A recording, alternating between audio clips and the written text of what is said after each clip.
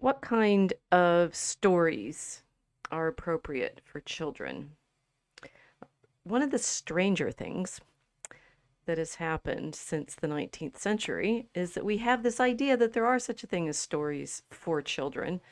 And one of the even stranger things that, of course, many of these stories for children that were written in the 19th century have become some of our best loved children's stories are now being dissected on the internet for their propensity to encourage children into dangerous situations. So that, in fact, the stories that we think of as our children's stories are now being exposed as bad as the horror stories that the children are being subjected to on the televisions, which gets even more complicated with something like, for example, Stranger Things, when there are characters in the stories that are children, and people start saying, well, but if there's children in these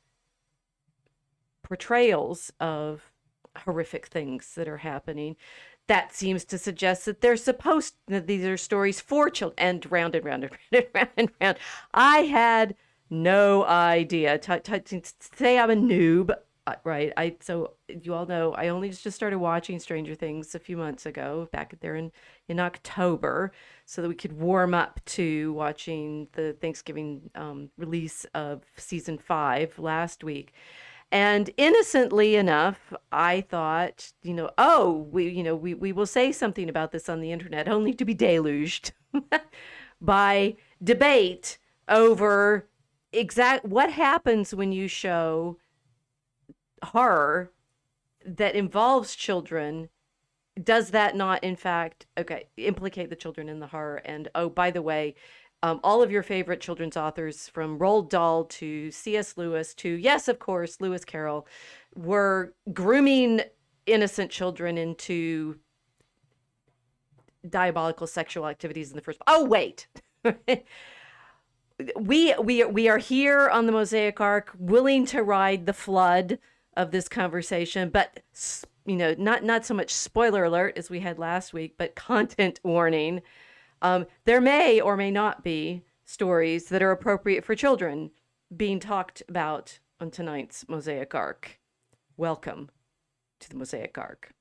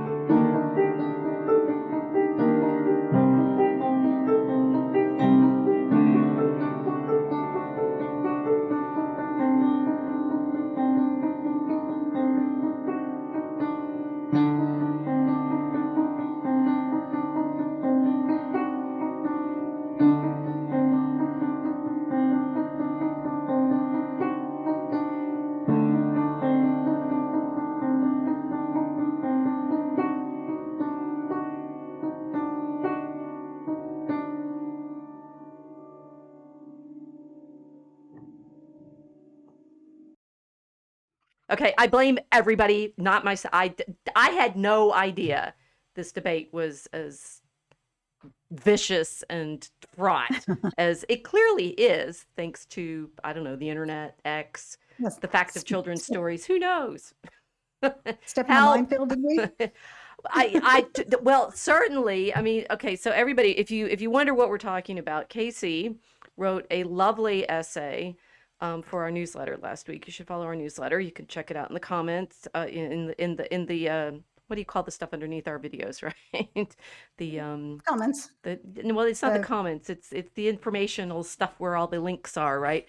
And guess links. what? Yeah. We have links below in the description. In the description, We have a newsletter, and we often reflect on the bigger issues that we touch on in the videos, but put them in another context so that, when you come to the video through the newsletter, you have a little bit more reflection on things. And Casey wrote a meditation for us last week in our newsletter, which we shared into the internets in conversation with Mr. Posobiec, which then excited a number of readers. I don't know. I hope they read the essay. It was hard to tell whether they'd only read my tweet promoting the essay or whether they'd actually. That's true. I hope they did read the essay too, because we did try to explain it, where we were coming from. I hope I did a good job. Well, let's try again to tell them what we were arguing and your impression of where the argument went. Okay. Since it was your fault. Yeah. Stranger Things is not a show for children. And what we've noticed, what they've been hinting out for 4 years, and what became super obvious in the first 5 minutes of season 5, is that this is a story about child abuse and about child grooming and kidnapping and abuse and, well, kidnapping, abuse, child grooming. Right, child grooming.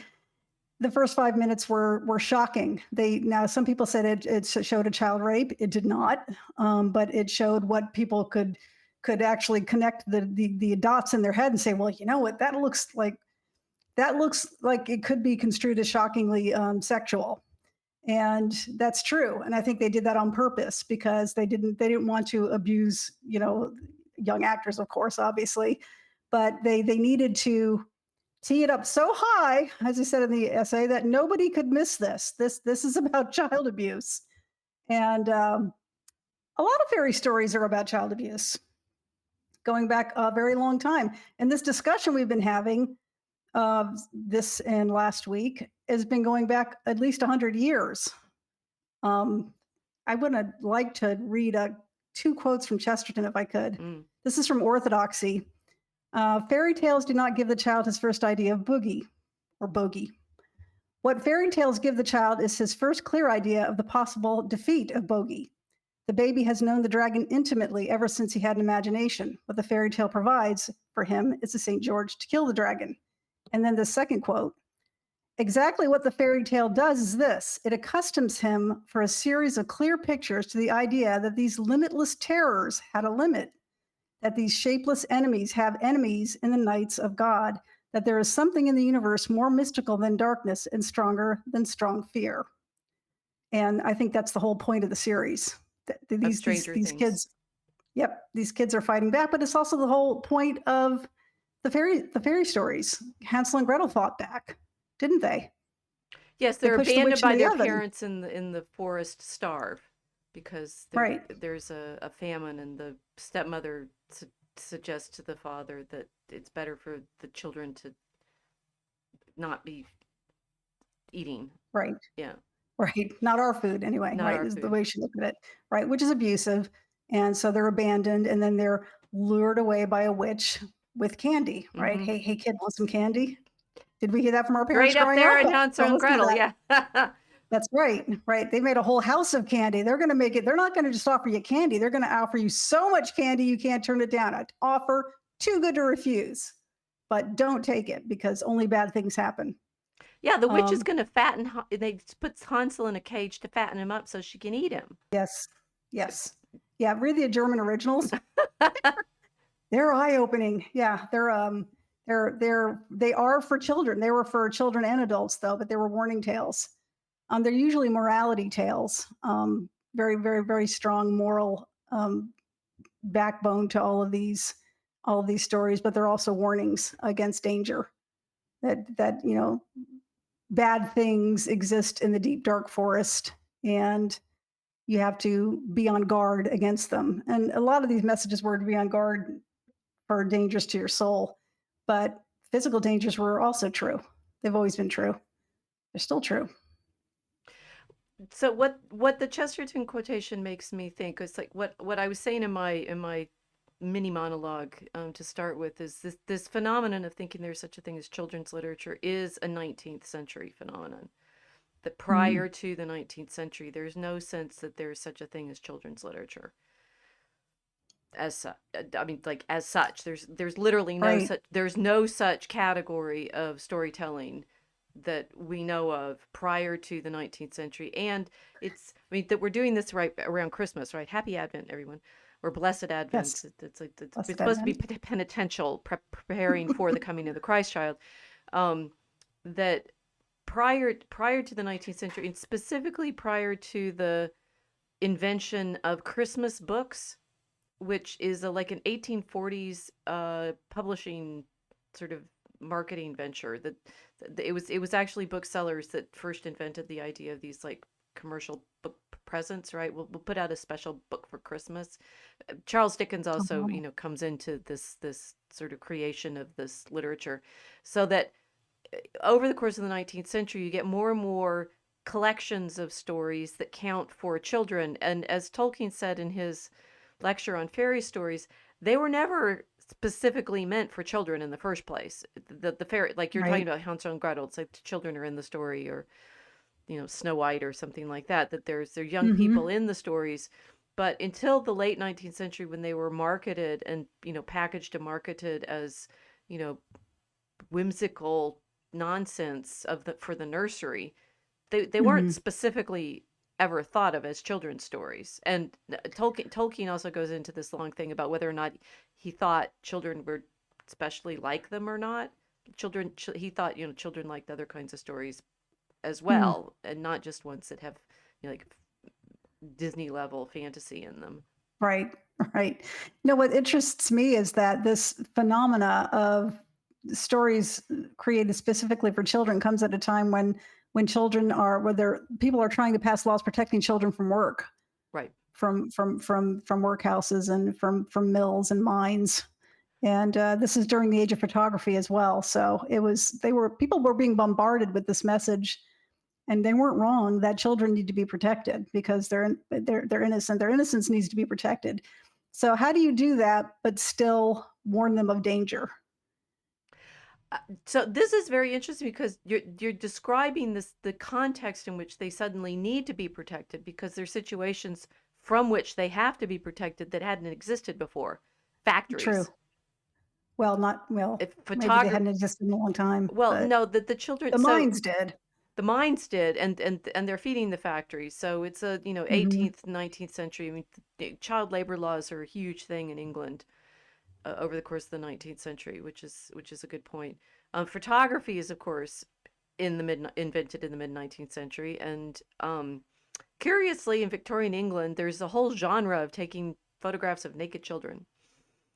Apparently, That is disturbing. That's Please nobody quote that. That is so disturbing Hey, to I me. learned that on Wikipedia because I was reading about Lewis Carroll's photographs and whether or not they were unusual for his time. And apparently, he's famous now. Spoiler alert: Alice in Wonderland. Um, Carroll is famous for taking some pictures of Alice Liddell, who was the friend of his who allegedly he wrote the Alice stories for. And Right.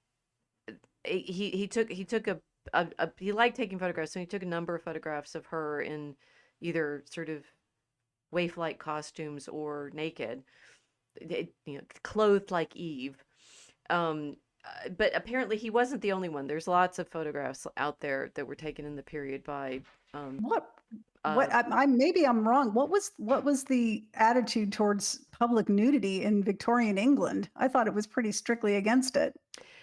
so this, we're gonna have to do a deep dive on Victorians. So we've been for our reading, we've been working up through the 17th century. Now we're in full horror over exactly what happened with the development of banking and the spice trade and things like that. But we're on the edge now of it getting even worse, I think. I mean, Yeah.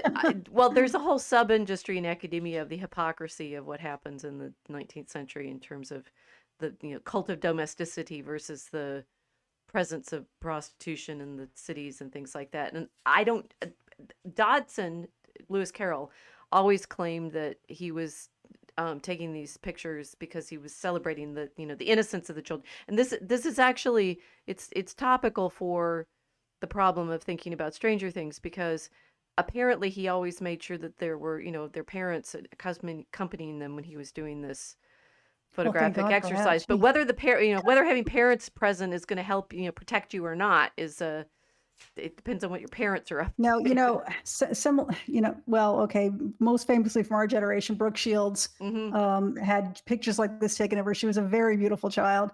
Her mother was extremely protective over her.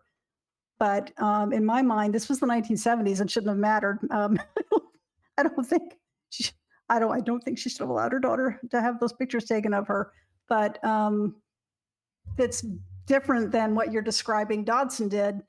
Um, because in the 1970s, when people were taking pictures of this, they were meant to be as almost erotic because they were appearing in fashion magazines where that was being promoted. Well, but this is the problem with his photographs, because he could be saying, I mean, this is, we're saying the grooming problem is out there. And what you said in your essay, and what I do, I still have the hope that what we were shown at the beginning of season 5 was meant to be repulsively awful. And Yes, I do have, friends of mine who have different opinions on these things, suggesting that no, what Netflix was doing was making you think that they thought it was repulsive, but no, no, no, no, no. They actually want to make you see it, and that will that's a normalize it. stretch. They did want to make you see it, but they wanted you to be horrified by it Well, I think because we they were think the building up Duffer to it. Brothers wanted Yeah. us to be horrified by it, but Netflix, encouraged them to go. That it's like what we're saying right now is this problem of here. Dodgson took pictures of these girls for whom he wrote these mind-bending weird stories, and in his version of things, and I have this book that I was trying to remember there we go, my review of it last Mhm. week. It's confusingly enough, it's Lewis Carroll, Formed by Faith, by Charlie Lovett. And you realize I can't remember the name of the author and the Lewis Carroll Charlie Lovett, because the other thing you have to understand about Lewis Carroll is that's not his real name. His it's so confusing. His his real name, no, I've gotten all, is Charles Ludwig Dodgson. So Lewis Carroll is his pen name, which is a play on first his his first name and his middle name, but reversed in Ah, Latin. You know, and then this guy Charlie Lovett writes the book about it. I'm like, well, I don't even know whose name is who is whose name. Anyway, you guys, the Lewis Carroll, Formed by Faith by Charlie Lovett, and Lovett has gone through all of the published diaries and letters of Dodgson to study his Anglicanism, and his Formed by Faith is like his education. His father was a very famous Tractarian theologian involved in a lot of the debates in the Anglican Church about things like baptism and infant baptism, and at what age.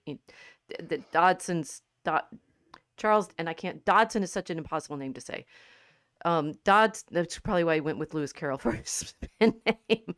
That he was baptized as a baby because his father was on that side of this argument, saying that they should have infant baptism. But that Lovett, when he's describing what Dodgson was doing with those photographs, um, it emphasizes from Dodson's own descriptions that he saw it as uh, celebrating their innocence, or being fascinated by the innocence. I'm sorry, it's very hard for me to read this and not think that sounds like grooming too. So, it like, does. It's let me read a little bit of this, and you'll see how it's like. So, what right. So for Charles Ludwig Dodgson, bringing happiness to a child was a near religious experience. In 1886, describing why he wrote the story of Alice's Adventures Underground, which is the draft version of what becomes Alice's Adventures in Wonderland. So that's like an early version. He wrote, quote, "Those for whom a child's mind is a sealed book, and who see no divinity in a child's smile, would read such words in vain, while for anyone that has ever loved one true child, no words are needed, for he will have known the awe that falls on one in the presence of a spirit fresh from God's hands." He writes in his letters throughout his life about this belief in the near divinity of children, saying, for example, how much nearer to God than our travel-stained souls can ever come is the soul of a little child. Next to what conversing with an angel might be, for it is hard to imagine, comes, I think, the privilege of having a real child's thoughts uttered to one. Uh, bit later. And this is throughout his life. He wrote Alice in Wonderland when he was in his early 30s, but he carries on with this kind of a rapture about how innocent and sweet the children are. So 1892, 30 years later, right? It is good for one, I mean, for one's spiritual life, and in the same sense in which reading the Bible is good, to come into contact with such sweetness and innocence. 1893. It is very healthy and helpful to one's own spiritual life, and humbling too, to come into contact with souls so much purer and nearer to God than one feels oneself to be. Was he for or against infant baptism himself? He was for it. It sounds like he doesn't think they needed it. Well, this is a little bit of a problem, don't you think?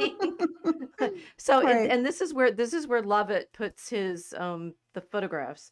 Even his practice of photographing children, sans habit, which has been called a habit by critics, though he did it only a few times. According to Wikipedia, it's more like several dozen, right? It's not a few times. There were like 30 pictures that go with this. Was closely linked to this idea of children as unfallen creatures. In a letter to the mother of Gertrude Chataway, he wrote, quote, "With a child like your Gertrude, as simple-minded as Eve in the Garden of Eden, I should see no objection, provided she liked it herself, to photographing her in Eve's original dress." I'm sorry, That this sounds is creepy. creepy. This is creepy. That is really creepy. Right? Oh, gosh. Just one more. Of two of his young models photographed in a full state of undress. You see how coy Lovett's being, right? They're naked. Okay. Yeah. He wrote, and the ones I've seen, they are posed appropriately, but they're still naked, right? Their innocent unconsciousness is very beautiful. I mean, and he has to say they don't realize they're naked. It has to be this and I think Of that course they do. Of course they do. These are what she was. I saw one of the pictures that she was like a 7-year-old child. they're about 10, I think, but yeah. Yes, they do. That was the age that was the age Brooke Shields was too when she did Pretty Baby. At 10? Yeah, she was 10. 10 Yeah, is Pretty Baby was. it's right around that. I mean, it's straight up in Nabokov when he's talking about in Lolita, Yeah, right. when whatever his name, Henry Herman, whatever his name is talking about the age of the girls that he likes. And it's when they're Yeah. right before they hit puberty. They're the most, coquettish and tempting, and they know it. That they know Yes. they're doing it, as he's saying it. Well, that's disgusting. Well, That's we're about to disgusting. go down the rabbit hole here. This is a problem. So again, Dodgson wrote, "Their innocent unconsciousness is very beautiful and gives one a feeling of reverence as at the presence of something sacred." Okay, so I mean, is he? He's no Nabokov, but it's still creepy. Well, it's still creeping me out. But that this he's is problem. That he's thinking, yeah. Well, it's not. I mean, Nabokov was being overtly sexualizing children, and Dodgson isn't doing that. At least not how he's describing it. Who knows what's going on in his head or in the heads of the parents that allowed this? I just think it's just altogether weird, which is why I asked what was the attitude towards public nudity in Victorian England. My presumption has always been that they were 100% against it, that they were very prudish. I don't even like that word. They were very modest. And modesty was enforced. The problem of learning, how much Victoria helped with the depredations of the empire, I'm not sure anymore. I really don't know. That's just always been my assumption. Right. Well, but the criticism that's coming out against all of this is a problem that Dodgson, Alice in Wonderland is considered one of the very first true children's stories. So if the font of this kind of writing explicitly for children is complicated, then this was one of the people that was arguing with us on X. Pointed the fact that Netflix did Cuties, the girls doing the dance competition, France, right, which you have horrible. I only watched I think maybe I looked at a trailer. You guys, if you don't want people to watch these things, stop talking about them. But the posters of the girls in their sort of performance poses and stuff are much more problematic than the poses I've seen of Dodgson's pictures. But Yeah, so, they were being provocative, and they were using children to do it. They were right. being sexually provocative, overtly, not they weren't hinting at anything.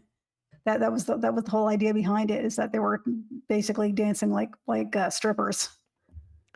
Well, I mean, one of the things that I've encountered in my fencing tours is you end up in the convention centers occasionally with the little girls' beauty pageants, Those are horrible. and I hate then, them. and then I and then do. you're surrounded by 7-year-olds in glitter, so they're in their makeup and ballroom dance dresses and Yeah. but they're they're These are children. not They're yeah. girl. I'm sorry, I'm having trouble with my seat. Just a second. That's okay. Yeah, they're little girls, but they're trying in these beauty pageants, they're trying to make them look like adults, which is just creepy as well. Right. And so that kind of like, at what point, it's like you invent children and then sexualize them. You invent children as a particular category that you're going to write stories for, and then having invented them as pre-sexual characters. I mean, Dodgson and they're so innocent and things like that. Then you use them for your. It's just we're definitely fallen, Yeah. humanity, but it feels to me like in modernity we're particularly caught in a problem of exactly what do we think children are. Well, they're not little adults, right? They lack they lack the experience or adult reasoning to protect themselves from people who would abuse them. They need to be taught. Well, it's interesting that we're quite clear on that this is difficult and uncomfortable, and yet and so Dodson apparently is reported to have one when he was somewhat older. He's like in his 30s, right? And Alice Liddell is 11, and he's allegedly reported saying he offered to marry her. Now, you could say he offered to marry her when she finished growing up, not when she's I 11. hope that's what it is.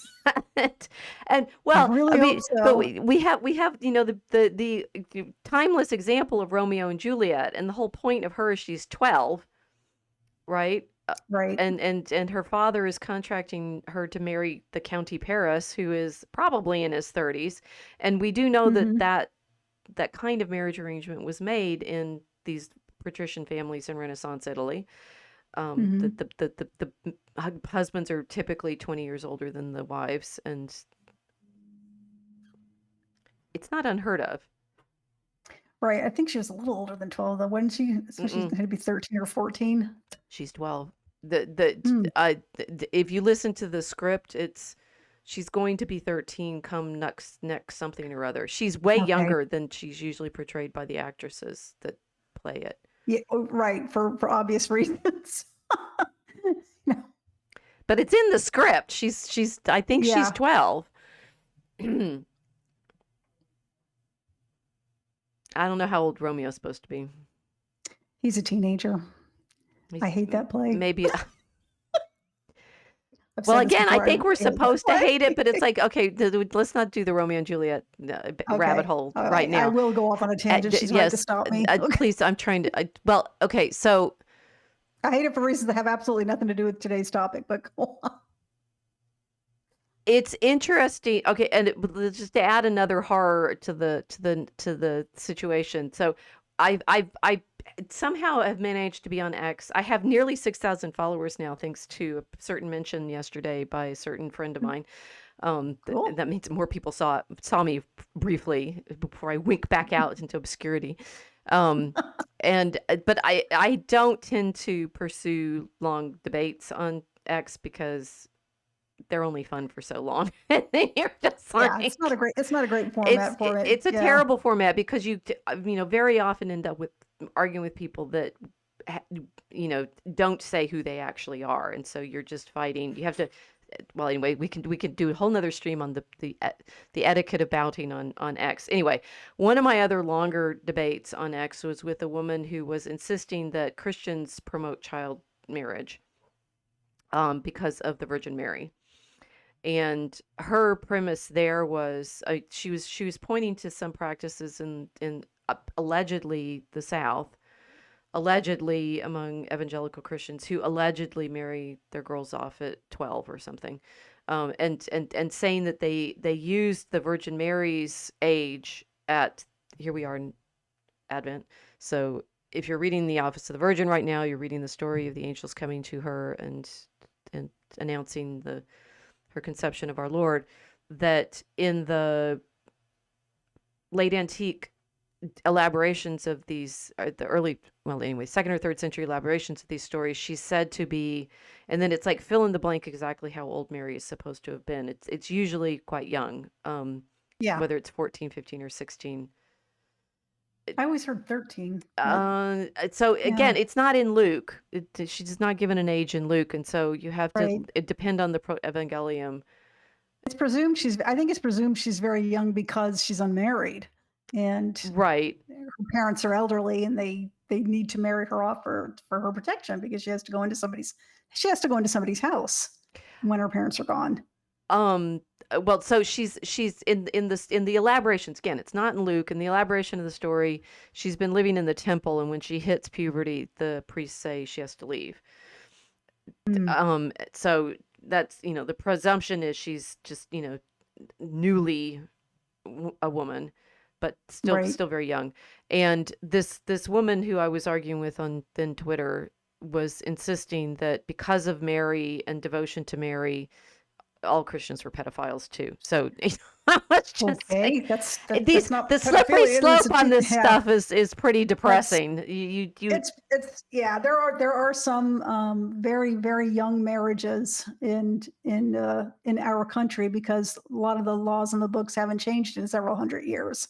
And I read a while ago people are campaigning to change those laws because people come from places that have child marriage and they're like, well, it's not illegal, And people are like, what do you mean it's not illegal? Because people don't even think about it. So occasionally they will hear about stuff like this happening because it does. It's a bit of a stretch to say Protestants have such a strong devotion to Mary that it was a bit confusing to me too that we were arguing over the Proto-Evangelium, which only Catholics usually even sometimes have heard of. So yeah, this sounds like somebody who is not a Christian of any stripe who is trying to be clever, and they're not very good at it. Well, she this claimed is not a reason they'd be doing that. This was 7 years ago, but she claimed to have grown up Christian and know all about it and so forth. So she knows all that. No, I'm sorry, I don't buy it. Well, I don't buy it. She was also arguing in favor of abortion because it was the argument is, how, what if these 5-year-olds are raped in the South? Would you deny them an abortion? And I'm like, if you're going to kill somebody, kill the rapist. But anyway, well, okay. So, but I think we've established how fraught this argument is. Yeah. That the sense of what boundaries we should put around children, what boundaries should be placed around stories, the historical problem of. So these fairy stories, we still need to, we did an episode on fairy stories back when we were doing the Kickstarter for Draco Alchemicus, and talked some about this problem. But when you were reading the Chesterton and he was talking about the need to face down the dragons, and I was thinking, well, one of the reasons that you have to have this category of children's stories that are the ancient stories that are about fighting the devil is that allegedly by the 19th century, everybody's an atheist. That's not true, or secular. No, we're all enlightened. Oh no, we don't actually believe in all that mythological stuff like heaven and hell and angels and demons. We believe creation came about by spontaneous invention. Yes, exactly. We're all Darwinian by the late 19th century, and so anything in fairy stories that has to do with the monstrous is clearly, obviously, for children because it's nonsense. And that means. If you know about the medieval origins of all of these alleged children's stories, they tend to be, in fact, about the horror of sin, which is right what Chesterton is pointing to. Even though he's deceived by the late 19th century premise that there are such a thing as these children's stories. They're not. They were not even folk tales, right? They were miracle stories. Fairy stories. They were often children read them.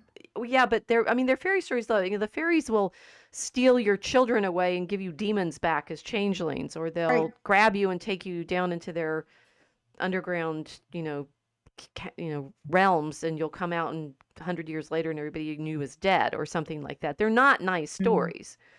No, They're they're not. terrifying. They switch time. They, you know, have your stepmother sending you to starve. It's like, Right. Or sending a woodsman to kill you. or Right. sending a woodsman to kill you, expecting the wolf to eat you up. And oh yes, Hmm. these are appropriate for children. And like again, whoever thought that, which is an interesting element. I was thinking about the most famous animal stories from the Middle Ages are of course the Reynard the Fox stories, which Disney Mm. used to make its Robin Hood movie Oh, with Robin as the fox and the king as the lion and so forth. Yeah, well, in the Reynard stories, Reynard's a rapist. yikes. I never read them. There's a whole subthread out there on the internet, guys. And Get Medieval, he did some great blog posts on that cute little fox character, right? You don't want to know what he does to the wolf's wife. Oh, It's detailed. So yeeks. So I was just thinking how convenient it is that people in the 19th century say, well, there's no such thing as monsters. That's ridiculous. We're rational now. That gives them an excuse to act as monstrous as they want. uh-huh. Monsters don't exist, Well, and they right? are, which is what we're finding out about for the Empire for Act 5 that we're about to, we have one more stanza, guys, to write for Act 4. And a certain person who needs to make the cover for us for Act 2 will remain nameless because it's frustrating. But anyway, we're about to start working on Act 5 next year, and that's going to be all the horrors of the Empire, which the dragon the dragon, which we're not meant to believe in anymore as a real monster, has hidden Right. itself in the coils of the arguments that we're actually all coming out from under a somewhat right now, but are still trapped in, like, I don't know, liberalism. Right. Trying to come out of it. It's like a bit like being in a stupor, a 200-year-old stupor or 400-year-old stupor. Maybe we were put to sleep by the fairies. Some Maybe would I say should it look goes more all the way risky out back for to them. Shakespeare and Midsummer Night's Dream, right? So your quotation from Chesterton is actually beautifully apt because it's saying we used to know what the horrors were, and these Right. stories were told to show us what the horrors were. And somehow, weirdly enough, we shoved all of those stories into the closet and said, "Oh no, those are silly stories. Those are for children." And when they start coming back out of the closet as monsters, we either dress them up as fuzzy blue and purple things and say, "Oh, monsters are fun. They jump out of closets and scare children and make them scream," which is apparently a That nice movie for children. Monster. that I mean, I will never be able to watch that movie again after people pointed that kind of stuff out. It's like, oh, they scare children and they get energy from that, and they're attracted to children, And that movie's and okay, explicitly made for children. It's oh, got cute like not just toys, I which know we were told that's because Stranger Things has toys for Mel correctly pointed out they're for collectors. They're grown up for toys. The toys are for grown-ups. Kids like that's yeah, that's kids it's a like figurine, not a toy. apparently kids like monsters too in their toys. I don't know how many dragons and dinosaurs does your son have? How many Darth Vaders did our generation play with? He's It, not a nice guy. he strangles people. He's Vecna in a big armored costume. Yeah. He kills people with his mind frequently and joyfully because he enjoys doing it. It seems to me there's a lot of buried grooming in all of these uh, stories in the first place, and we're constantly busy pretending. Okay, the thing is, I'm so not minimizing the problem of all these child entertainers the problem of all these child entertainers coming out that are clearly setting the children up to do what Vecna does to Will in the opening scene of Stranger Mm. Things. And the opening scene of Stranger Things season 5 is the only context in which I've seen someone show how absolutely abusive and disgusting it is. Yeah, it's horrific and disgusting and vile, and it's repellent, and I can see why people might be shocked, like the person you and I were both speaking with on X. Hmm. He says, "You know, I watched this for 4 years and then bam." It's like, "Well, what did you think was happening?" You know, that's just it. People don't take child abuse seriously. I mean, there are entire like school boards across this country, in some parts of this country, where they literally had children raped and they covered it up because they don't take it seriously. And it's like out of sight, out of mind. Just hush it up, keep it quiet. No, nobody should. Well, and this is what we said in our first Stranger Things episode when I saw that scene of Joyce and Hopper finding Will in the library, Right, tied up with tentacles and a tentacle down his throat, and I said that looks like something right, sexual to me, even right, though it was set in the context of Hopper remembering his daughter having a ventilator down her throat. I think right. having a ventilator down your throat is somewhat equally Well, horrific. it's violent. It's It's very violent violent. too. You know, it's done only it's supposed to be done only in extreme circumstances to save your life. So it's yeah, and pulling it out like that would be violent too. Right. But whatever it was, I mean, the it's a tentacle. It's squishy. It writhes after they pull it out. The sense Right. of Will's being abused was there from the very beginning. So if you guys didn't see it, and now you're mad at Stranger Things for making it more explicit when the characters are I was also thinking this is a similar problem I think with the Harry Potter arc of the story, that if you start your story when the kids are 11 or 12 and you carry it through the arc of growing up so that you hit 17 or 18, those Hmm. years are intense. And by the end of it, Right. you are a different person than you were when you were 11. And either the story grows up with you. This is what people are criticizing the actors for, having, even though they're like in their early 20s now. I keep seeing kids on campus that look like the characters in Stranger Things, the actors. I'm like, oh right, because they're their age, they're college Right. age now, but they're having to play as if they're still in high school, and everybody's criticizing them for not being able to do that. And it's like, yes, that's exactly right. It's hard once you've gone through the transformation to Hmm. have the, and I was thinking about this, about the what the innocence of the children is, and what the marvel of what they're living through when you're 11, 12, 13, and you're you're you're you're you're having this sense of, there's this way of viewing things that the adults somehow have access to, and you're starting to catch glimpses of, but you don't really have it yet. Right. And that feeling of discovering the backstory on everything is basically the essence of going through those years, which is why Hmm. people like that kind of story, that you're being introduced to what the adults all knew all along, but haven't been talking to you about. Yeah. And by the time you're 17 or 18, you've more or less, at least physically, matured. Hmm. I think we think 17 and 18-year-olds are physically mature-ish, right? Do we? Usually, I yeah. think, right? Usually, it depends. Very I mostly, yeah. remember feeling more mature at 17 or 18 than I did at 12 or 13, so there you go. Um, uh, well, right, and I mean, like by the time you get to 17 or 18, you're like insistent on being an adult. So there's that, and then you're just, irritating because you're not yet that grown up. But we're here to tell you guys, there's more to come. Yeah. Um, sorry, I lost a little bit there. You We were were talking about the you were talking reality about of the abuse and whether or not people can see it. Oh, that the story got more intense from the first season to the fifth. Fits with the problems that you can cope with as you grow up. That it gets more intense. The problem is, of course, that kids are being given adult problems to deal with constantly in the form of, for example, their parents fighting, which is yeah. where we've set up.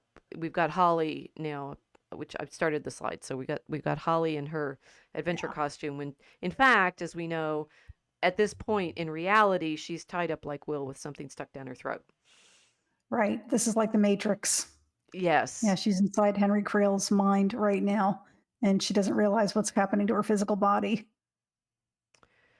right. But that she gets this fantasy of being in this wonderful Wonderland where Right. Henry is giving her delicious breakfasts and she gets to, Mhm. have It's a beautiful house, a and she has the beautiful run of it, and house, dresses, beautiful dresses to wear. Mhm. Yes, you can do anything, but don't go in the woods. Well, Right. that'll work. Yeah. How naive are you, Henry? Well, you want a kid to go into the woods, tell him not to. Right. So this is then what, this sort of, what do we do with what's going on in Stranger Things, particularly as it is tying into these children's stories that, on the one hand, like Holly's dressed up now in her little cloak, so she's like Red Riding Hood, and she's got her blue and white dress on, so she's like Alice, which everybody Right. recognizes. She's found her the scarf so that she's like the Boy Scout. She liked the fact that it had the connector on the scarf, and she's got Yes. her bag and her equipment and stuff. She's going to go off and have And adventures. yeah, and she looks just like the figurine her brother gave her, Mike gave her, of the cleric Right. in D&D. So she's dressed just like her. She's also dressed just like Alice in Wonderland, but in reverse, right? Because the pinafore is blue and the background is white. And Right. and the bow is in the front instead of in the back. So everything's kind of reversed. Everything's the same but different. So what do we? I mean, there's this sort of there's this two levels of like, what do we think of the way Stranger Things is using this, and what do we think of Alice in Wonderland itself? One, it's Yeah. obvious that this is another of the echoes that the Duffers are playing off of, because Henry's sister is named Alice. I'd missed that. Yeah, I did too. I just caught that a couple of days ago. Right. And in the scenes that we have of Alice, apparently she's in this yellow dress, and then Holly, in one of the mini dresses that she tries on before she ends up in the blue and white one, is in the yellow dress. So, Because it's his sister's dresses. It's almost like he's replacing his little sister. oh, okay, I hadn't thought it through that at that level, but that That's what I think. she's Yeah. Holly is Alice. There we go. So Right. so we know Holly is Alice, and we know, because of the dress you're describing, that's reversed, because this is the Disney Alice, who is in Mhm. fact following the costume that Tennille uh, gave to Alice in his sketches for the books, right? But the Disney Alice is in her Right. blue dress with a white apron, and Holly is in Mhm. her white dress with a blue like skirt and bib. Right. Yeah, that was well done. What are you thinking? Are we ready to go down the rabbit hole? Here we go. We're going down the rabbit hole with the cards and the clock. Oh, this is, yes. So one that the Stranger Things fandom out there. I'm sorry, guys. I had no idea you were so giant, and I'm kind of horrified. I like the rabbit hole of going down Stranger Things fandom is, in the book, Alice falls and falls and falls and falls for a very long time. That's what happens. Suddenly try to catch up on the Stranger Things fandom. It will not. But there's no bottom. But the clock that Henry he's been obsessed with this clock Mhm. in season 4. That's from Alice in Wonderland too.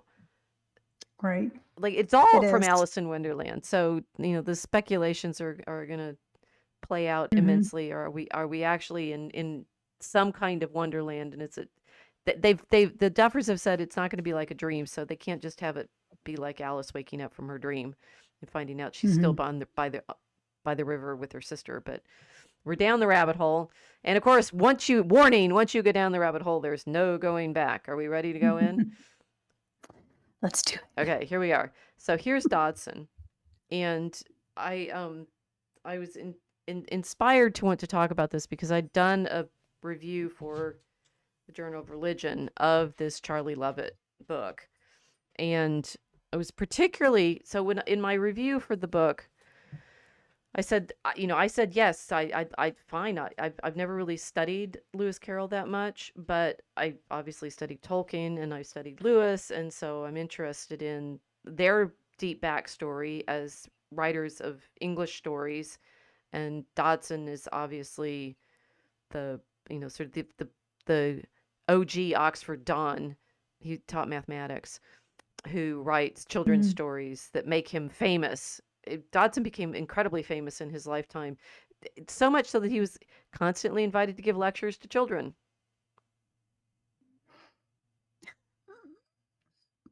I know, keep absorbing it. So I don't want to.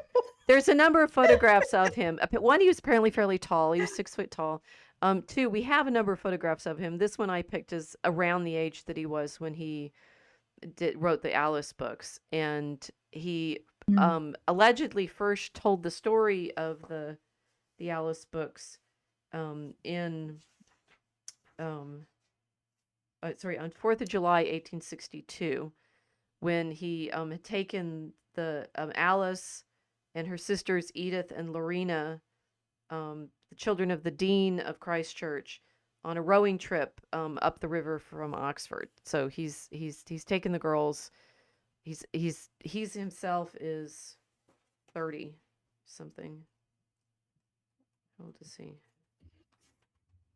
1832. He's 30. So he's 30 and he's taking these girls up the river. And apparently he just sort of made it all up that day. This kind of nonsense story for them, and claimed for the rest of his life that he didn't really know where it all came from, where the story came from. It was just sort of thinking, well, what happened? There's a rabbit hole. You go down the rabbit hole, and nonsense.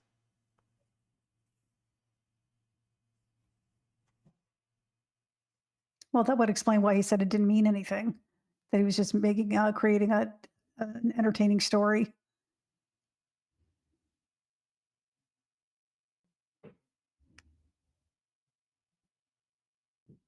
So he just said, yeah, he just.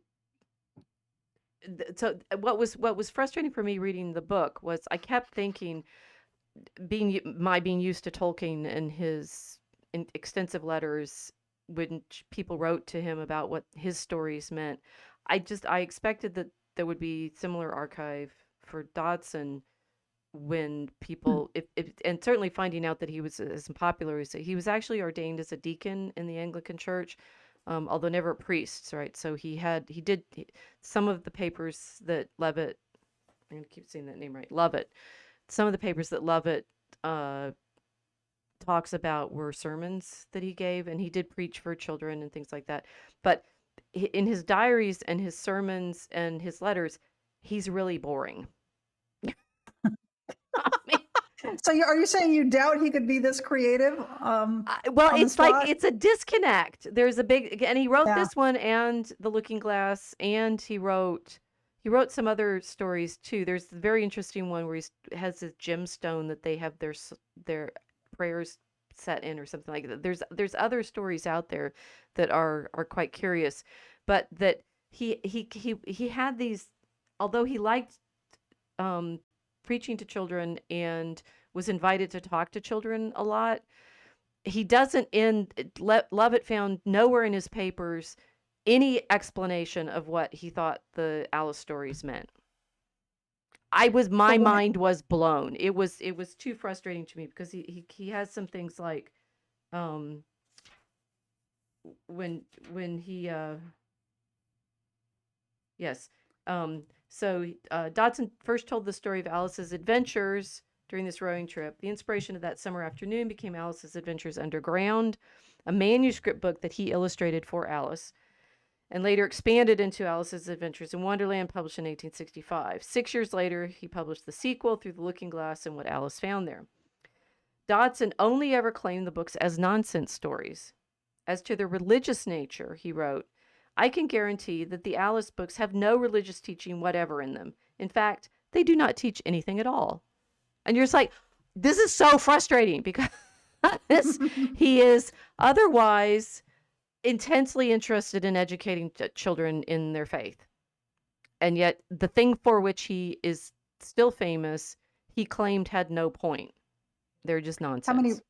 How many religious texts did he write? So one of the interesting things that Lovett talks about is his diaries. He has like long things on it's his prayer life, and let's have an example here.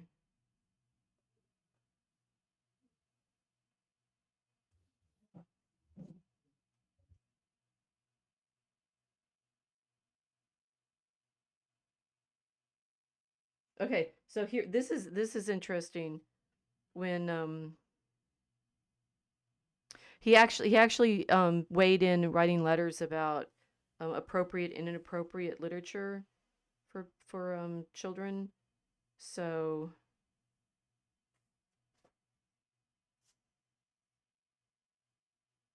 for example, Lovett is saying he supported the idea of raising the age of consent and of doing everything possible to protect young girls. He objected strongly to publishing details of prostitution and abuse, because that's what they're having the problem with in the period. In an impassioned letter to the editor of the St. James Gazette titled "Whoso Shall Offend One of These Little Ones," and signed Lewis Carroll, he wrote, and this is actually fairly long, but it's appropriate to our problem. Okay. And this was written in 1885. Okay. The question at issue is not whether great evils exist, not again whether the rousing of public opinion is a remedy for those evils. On these 2 points we are agreed.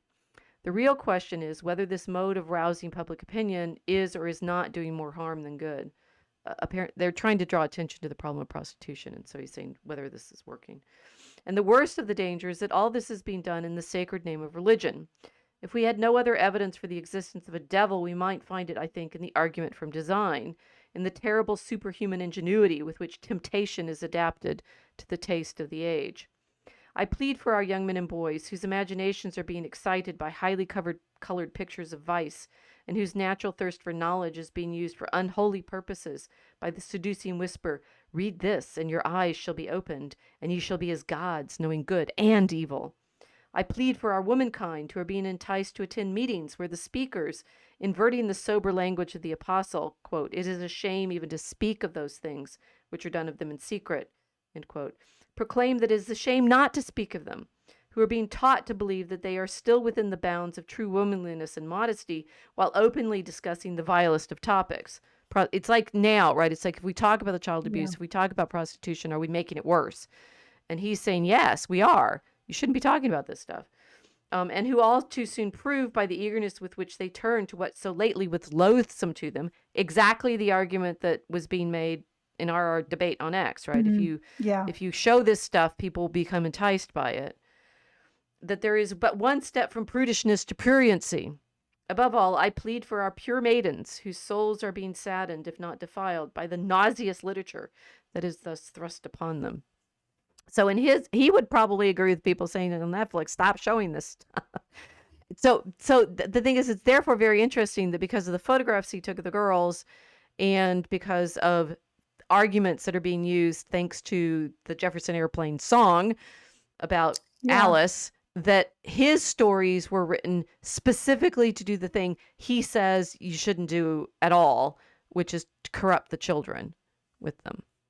I truly, never mind going down the rabbit hole, right? It's like we're now that is a rabbit hole, completely down the rabbit hole of, for example, one of the authors on Substack who we read and are intrigued by, Miri AF, has been covering what she says is, exposing most recently Roald Dahl.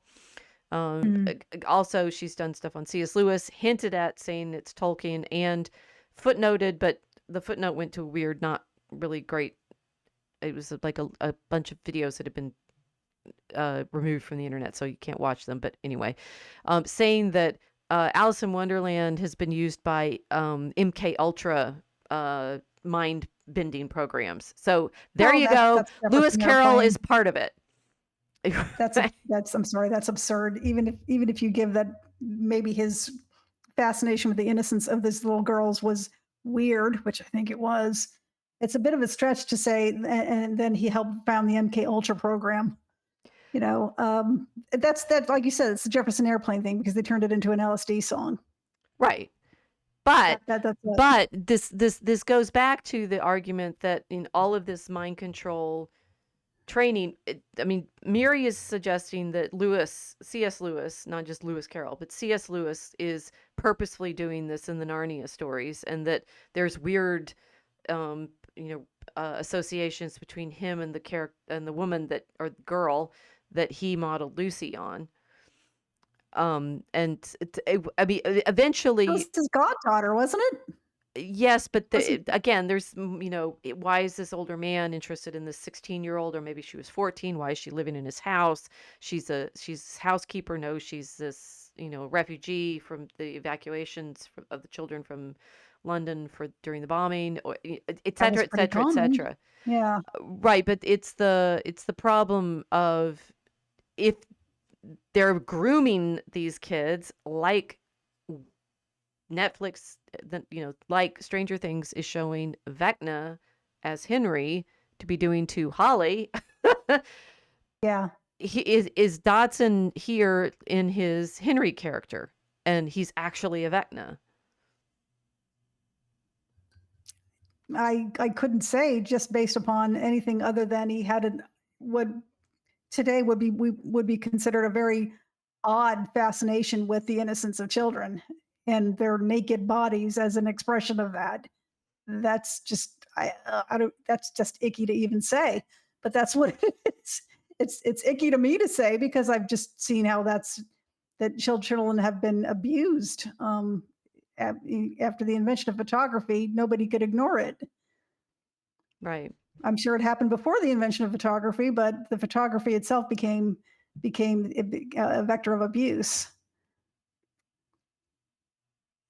Well, I was making a joke when we were prepping for this tonight, saying if you give artists a tool, and they'll instantly be Right. they'll be making images of naked girls. So Yeah. the Venus of Willendorf, just start there, right? Although she's fat and bulbous, Yeah. so maybe she's a grown woman. But all the Aphrodites She's a from the fertility. Greek statues, and the Yeah, but those are all women. right, it's Eve, so I get to paint her. Oh, it's Eve, right? That there's Not the always goddess of lust. It's Eve, well, right? no, but in things like the Ghent altarpiece, is Van Dyck painting Eve because he likes looking at naked women? Well, there she is next to the angel She's playing the not. organ. She's not a very attractive one. If that was true, I think that she's particular supposed to be painting. attractive, though, just because Really? yes. I don't. She's Ooh. Eve. It's not just Milton who describes. So you could say Milton. Is it Milton's fault that we have this image of our first mother Eve? And and I tell you, the scenes of Adam and Eve in the garden in Milton are pretty. Now, she's sexy, in a very completely chaste way, of course, because Okay. they don't have lust Is before the that fall. okay? I'm not sure that's a thing, but Well, sexy even chaste Augustine worried about chastity. this. Oh, okay. So here we go. This is, we've gone down the rabbit hole. See, the metaphor works constantly. So yay, Dodson. The the now I forgot what I was talking about. Which rabbit hole did we just fall down? Oh yes, of Mary. That one of the books that I've reviewed, another books that I've reviewed is one of Gary Waller's books. He's written a number of books on the late medieval devotion to Mary, including a study of Walsingham and so forth. I'm not sure he's thankful to me for the review I did of this book, because he's talking about how the late medieval scholastics were all completely prurient and always worrying about Mary gynecologically. And look, they talk about what age she is and how she conceives and such like that, and ooh, gross.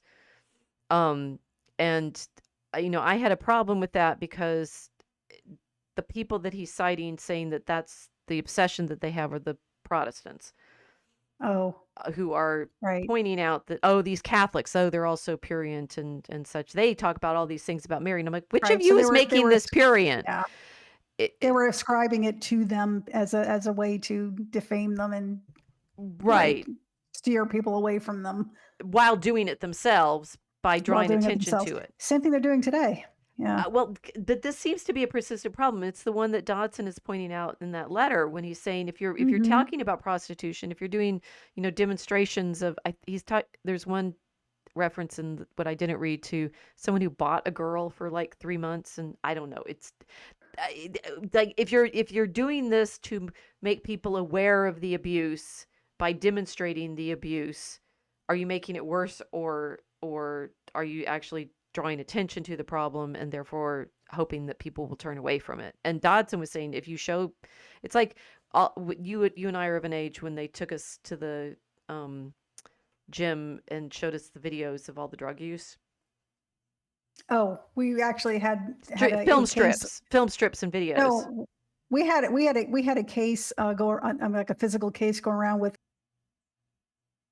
samples that inside under plastic of what the drugs look like, and somebody poked a hole in it. Brilliant move, guys. I but really yeah, remember these this is what videos hashish of, looks you know, like, this is what there was marijuana this looks one like. person who gotten like it did messed up his metabolism so badly, so I got hugely fat. Oh no, but we heard the stories about about what people. Yeah, I remember that one video now. Mhm. Yeah, it was about 7th grade. Yeah, what happens Mhm. when you're on PCP? That was the really bad one. It was like it was like bath salts of the day. People would do horrific things to themselves and others when they were on this, and you got to hear all these lovely Don't do stories. drugs, kids. This is what they'll do. Yeah. Henry, you know, I mean, it's funny. Mhm. It's okay. It is funny in Stranger Things having Henry tell Holly, "Don't go in the woods." It's like straight out there. That's the first place she's gonna Right. go. Well, she didn't want no. Well, she didn't want to go, but that was interesting the way they did it. This you got a letter saying, "Oh, It come took her and meet me right all of an now," right? hour to. Wait, but you told me not to, right? But yeah, this is the way people snatch children too. They say, "Oh, your Right? parents sent me Yes. here to get you," or your parents are in trouble. You need to help them. So yeah, right. I don't want to Too give any bad. spoilers if Spoilers. anybody hasn't watched it yet, but yeah. That's the letter Max writes because she said, "Because I knew you'd come. I knew you'd come through the woods there if I said Henry needed you." So she was using a Okay, tactic. this is really hard. I mean, the big question, which is the one that Dodgson was worried about, is how do you teach virtue and warn, you know, young people against things without enticing them to do the very things that you're warning them against? And given that the grooming, and I'd say, so although I'm not sure that I agree with Mary about all of the evidence that she's finding about these authors, what I do absolutely agree with her about is, and this she's pointing out in Roald Dahl's books. She said she met Roald Dahl and he wasn't very nice to his young fans, including her. So, All right. you know, Yeah. okay, whatever. But that there's characters in his stories that are specifically bad because they prevent you from reading your books, and that the worst grooming that I am aware of that's going on out there in reality right now is in books, particularly the Right. ones that are, you know, in the school libraries, which the parents have been Yeah. drawing out. They like read them out loud to the school boards, and the school boards like faint and have to close the meeting down and shut them off. It's like it's in the kids' books. Right, but they won't take the books out, right? Because they know what they're doing. They do know what they're doing, and yes, Mm. there is a way to present things that isn't prurient. I think. Um, yeah, there's absolutely nothing prurient about Stranger Things season 5. Nothing. Unless you're so degraded a monster that you would find something attractive in that. I thought it was well done. I do understand what in the 19th century Dodgson was writing about because there was a lot of there was probably a lot of chick lit being written back then. Probably not the same as it is today, Mm. which is probably a lot worse. But I don't know if you've read. I've read. So there's a book by Robert Darnton on some of the pornography written in the 18th century. Believe me. oh no, I read some of it. It's filthy. Or Yeah, Casanova. He had his reputation is well earned, at least as no, in right. literary I'm terms. So it's like if he didn't do yeah. everything he describes, man, did he have an imagination? What I meant was that the literature that was targeted towards women. I don't think any of that stuff was. That doesn't mean they didn't get their hands on it. I have not read Fanny Hill. I hear it's quite lively. No, So it's gross. It's gross. But I mean, because I said, how bad could it be? So found a copy of it on the internet. So well, I'm gonna read some of this. I'm like, oh, it's so bad. I really wish I hadn't read that. the Marquis de It's Sade so is really as bad. bad as you've heard. Yeah, it is. It's I've read bad. some of it like this, right? And you just don't want to. Yeah. It's dreadful. I understand why he was put in prison now, Yes. right? Because it was corruption of morals. Absolutely. Yeah, so it's a real thing. Yeah, the corruption of morals is a real thing, and they tried to get rid of that, and they successfully did it. Which a move which I hope is temporary in the country. by claiming, free speech rights were under attack if you couldn't produce pornography. This was Hustler magazine, I think, brought this suit. Um, and it was like the People versus Larry Flint. Mm-hmm. Woody Harrelson was in this movie about it. But now that's been extrapolated onto children's literature. We should be able to sell porn to kids. Why not? Because they're not adults, right? Now the border between children and adults is being erased so that people can groom them through books. Yes. Oh, and they definitely are. Deborah DeGroof has written Between the Covers, which Patrick Coffin told me about, actually, and I could not believe what I was reading. She went out and studied all the books that their age, so the age appropriateness it's calculated by sentence length. So all they have to do to get books in as younger age listings is make their sentences shorter. That's absolutely disgusting. Yeah. And if you read, if you want like intense examples of the kinds of literature that the parents have been protesting about when they finally find out about it, it is the creepiest grooming you've ever imagined, and worse. And it's exactly the kind of, Henry saying to Holly, well, your parents wouldn't understand. You need to be protected, don't you? You need, and then it goes into like detailed sexual acts that are exactly what everybody's worried that, well, they claim Milo was encouraging, which is, horrible and ironic since he was subjected to it. So right, that's the same argument, because I've seen people in Catholic like social media sphere, they can't stand anything he's talking about. They'll on the one hand they'll say they're really glad he's converted and is changing his life, but he just needs to shut up. Right. Yeah, it's like, stop talking about, uncomfortable. and he's saying out loud the things that nobody wanted to hear. And That's then it. And he should, because they're not his target audience. Right. right. His target audience are people who maybe never even occurred to them, but hey, I don't have to do this anymore. It's okay to not want to do this anymore. Because you've been groomed by these books that you read. And the books, I think the books are actually even more dangerous than the television, precisely because people think of books as virtuous. People think, oh, you're reading a lot. This is good. You get stars for, and that's that was Mary's point. Right. That's what she's making the point with. That Dahl puts it into his book, saying, if your parents are preventing you from reading, how bad are they? They don't even care about, literature and scholarship and your education. This is how they get away with saying we're against book banning. They're banning books, like they're banning pornography. Well, shut up! I don't want to hear that. It's just books. All books are good. No, they're not. No, all books are not created equal. And so they try to blur the definition of book banning, to mean something that it doesn't.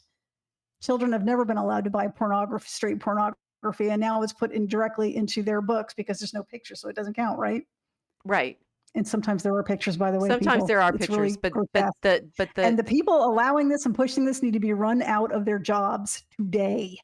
They don't belong in. They are a danger to children. But it's the upside down through the looking glass mind spell of reading is good for you. Like, read, believe, go to the library, and it is very it's good fundamental that Will was found in the library. I mean, because yes, that's significant. It's either it's the place from which all the information is linked, okay, but it's also the place where a lot of the worst grooming is happening. Yes, it is. Yeah, there are libraries. Well, not just the books that are in them, but the people that they attract in certain cities. I wouldn't go near them. It's like what Greyhound bus stations in the late 70s in San Francisco must have been like. It's icky. You just wouldn't go in there, and it's kind of a physical reflection of what's contained in a lot of the books. So that would go take us down a different rabbit hole, which I'm going to resist. Yeah. We're on children's literature now. Okay, so well, children can't go to the libraries, is my point. Okay. So and then we're wondering whether it's Dodson's fault, or how much of the corruption of our children has been because of the mind-bending stories he wrote. So here we have, the story of Alice in Wonderland begins with, of course, the White Rabbit worrying about his clock. Yes. I have it's I have we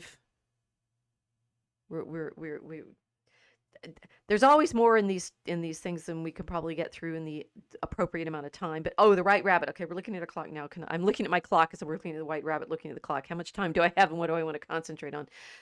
In my review, like I said, I was wanting to hear more about the religious elements to the children's stories, because Lovett's book is about Dodson's theological formation and his interest in Christianity. And so I thought, how is it that the Alice books, Tolkien does say in his letters that the Lord of the Rings is a fundamentally religious work. So how is it that for Dodson that it never was the case?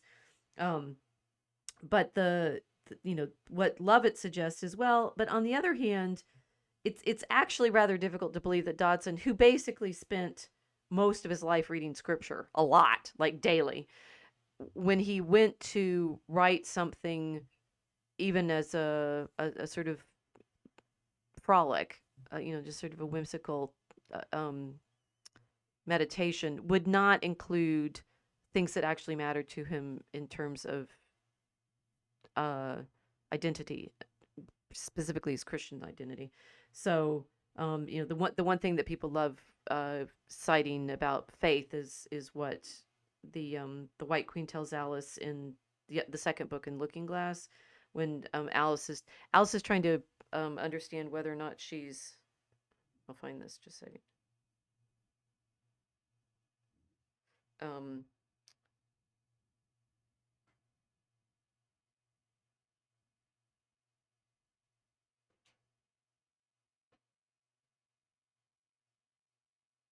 The Queen is trying to keep her from crying. And the Queen is saying, "Consider what a great girl you are. Consider what a long way you've come today. Consider what o'clock it is. Consider anything, only don't cry."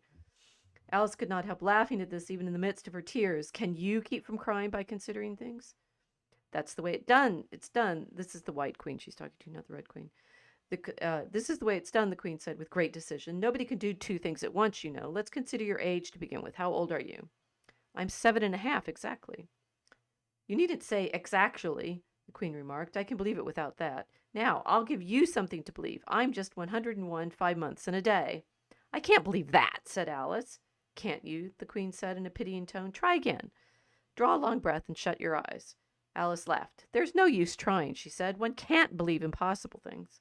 "I dare say you haven't had much practice," said the Queen. "When I was your age, I always did it for half an hour a day. Why, sometimes I've believed as many as 6 impossible things before breakfast." There goes the shawl again. That, a conversation being oh yes, that's the faith.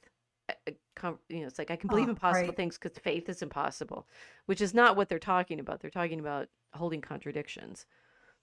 Mm-hmm. But so is there any element that's more substantive in the Wonderland stories? What would I you don't say? know. What would you say? I've never read them. You've never read them. Have you Nope. watched? So you've seen them as movies? I've watched the movies. You Yeah. watched the Yeah. I've seen the movies. movies. I've watched the movies. Yeah. Yeah. But I do remember the 6 impossible things before breakfast. I do remember that. It's not described. It's described to Alice's father in the movies, but yeah. Well, it comes from Through the Looking Glass, and it's in this conversation Right. she's having with the Queen. So it's the Queen who believes the 6 impossible things before breakfast, which everybody constantly quotes as, "Oh well, this must be how you can have faith," because that, going back to what we were starting with, that Well, the fairy stories get shoved into the children's nursery by people who have decided they've grown up from believing. right. Six impossible things before breakfast. Like you said, it's studying contradictions, which means that you can believe, you can have faith and believe in God, and you can still study science and try to figure out how things work. He taught mathematics, so that Right. makes sense to me. Well, But so that for was the most part, contradiction. the contradictions. So let's do an example. Okay, so we have the white rabbit worrying about time is an interesting setup. The caterpillar, which is of course the Hmm. it's The hookah smoking it's caterpillar. the hookah smoking caterpillar, which is the one that is used on the poster to make you think that this is all a big drug trip Yes. because of the Because what else caterpillar. could it be, right? Because Right, and also because Jefferson Airplane said so, and they were at Woodstock. That's yeah. yes, one pill makes you larger, one pill makes you small, and the months that mother give you don't do anything at all. Like, do I know the rest of the refrain? I do, but I don't want to give them airtime because I'm now a little annoyed. Why? Why? I It's a think it great just song. Haven't we all like tripped out on it it? is a good it's I haven't tripped out on it, but I've enjoyed listening to it. But it's just that, you know, this mathematician wrote what I thought was a pretty complex story that he says is about nonsense.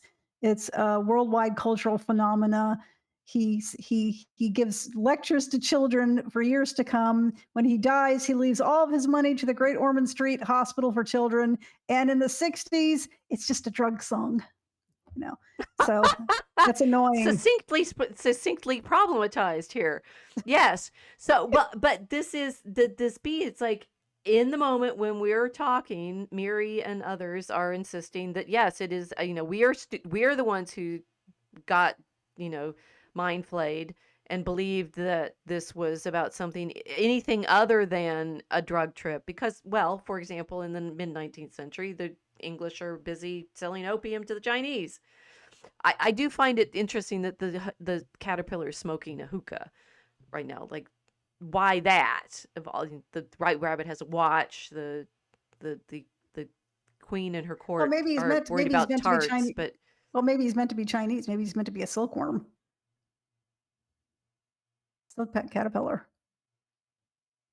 he's I sitting don't on a know that because mushroom, he said he and the did not mushroom. leave notes. Well, he didn't. This is very frustrating. Do you see? Yes. We can't. I mean, we might be able to ask the Duffers if you think they'll notice our videos. That would be nice. We can't ask Dodgson, and he never wrote anything down about what these meant. So in this conversation, Alice is going to Alice is, you can see in the picture, she's little at this point. She's smaller than a mushroom, and she's frustrated about being little. And at the end of this, the caterpillar is going to tell her how she can grow again. The okay.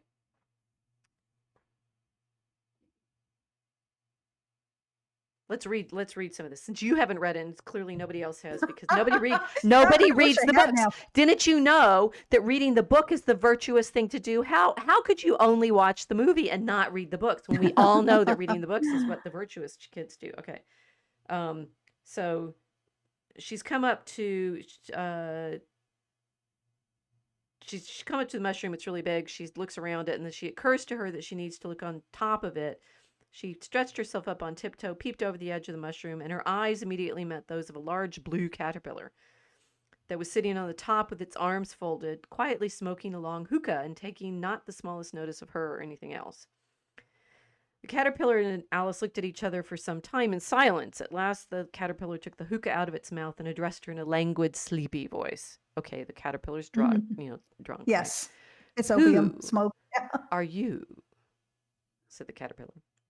This is actually the substance of what this conversation is to be about. Who are you? This was not an encouraging opening for a conversation. Alice replied rather shyly, I hardly know, sir, just at present. At least I know who I was when I got up this morning, but I think I must have been changed several times since then. What do you mean by that? Said the caterpillar sternly. Explain yourself. I can't explain myself, I'm afraid, sir, said Alice, because I'm not myself, you see. I don't see, said the caterpillar. I'm afraid I can't put it more clearly, Alice replied very politely, for I can't understand it myself to begin with, and being so many different sizes in a day is very confusing. She's been eating the cake and growing and shrinking and such, and now Right. she's little. It isn't, said the caterpillar. Well, perhaps you haven't found it so yet, said Alice, but when you have to turn into a chrysalis, you will someday, you know. And then after that into a butterfly, I should think you'll feel a little queer, won't you? Not a bit, said the caterpillar. Well, perhaps your feelings may be different, said Alice. All I know is it would feel very queer to me. You, said the caterpillar contemptuously. Who are you? Which brought them back again to the beginning of the conversation. Alice felt a little irritated at the caterpillars making such very short remarks, and she drew herself up and said very gravely, I think you ought to tell me who you are first. Why? Said the caterpillar. Here was another puzzling question, and as Alice could not think of any good reason, and as the caterpillar seemed to be in a very unpleasant state of mind, she turned away. Come back, the caterpillar called after her. I've something important to say. This sounded promising, certainly. Alice turned and came back again. Keep your temper, said the caterpillar. Is that all? Said Alice, swallowing down her anger as well as she could. No, said the caterpillar. Alice thought she might as well wait, as she had nothing else to do, and perhaps after all it might tell her something worth hearing. For some minutes it puffed away without speaking, but at last it unfolded its arms, took the hookah out of its mouth again, and said, So you think you're changed, do you? I'm afraid I am, sir, said Alice. I can't remember things as I used, and I don't keep the same size for 10 minutes together. Can't remember what things, said the caterpillar. Well, I've tried to say, how doth the busy little busy bee, but it all came different, Alice replied in a very melancholy voice. Repeat, you are old, Father William, said the caterpillar. Alice folded her hands and began, and then there's some stanza poem, which I won't read. That is not quite right, said the caterpillar. Not quite right. I said, that is not said right, said the caterpillar. Not quite right, I'm afraid, said Alice timidly. Some of the words got altered. It's wrong from beginning to end, said the caterpillar, decidedly, and there was silence for some minutes. The caterpillar was the first to speak. What size do you want to be? It asked. Oh, I'm not particular to size, Alice hastily replied, only one doesn't like changing so often, you know. I don't know, said the caterpillar. Alice said nothing. She had never been so much contradicted in her life before, and she felt she was losing her temper. Which the caterpillar, it's like what the caterpillar told her not to do, right? Are you content now? Said the caterpillar. Well, I should like to be a little larger, sir, if you wouldn't mind, said Alice. 3 inches is such a wretched height to be. It is a very good height indeed, said the caterpillar, angrily rearing itself upright as it spoke. It was exactly 3 inches high. But I'm not used to it, pleaded poor Alice in a piteous tone. And she thought of herself, I wish the creatures wouldn't be so easily offended. It feels like being online, don't you know? You know what? It sounds exactly like the way a child would speak to a much older adult, and how frustrating that would be. She has to lean up to see them, and they're very demanding, and nothing's making any sense. And also the child is growing, right? And growing out of her clothes, and everything just seems strange now. And yeah, it sounds like he's writing from a child's eye view. It's delightful. Well, it's sort of about what, which is the interesting question. So let me just, this time. About nothing. Well, no, the thing is, so Lovett goes on and he thinks there is something in this. Okay. And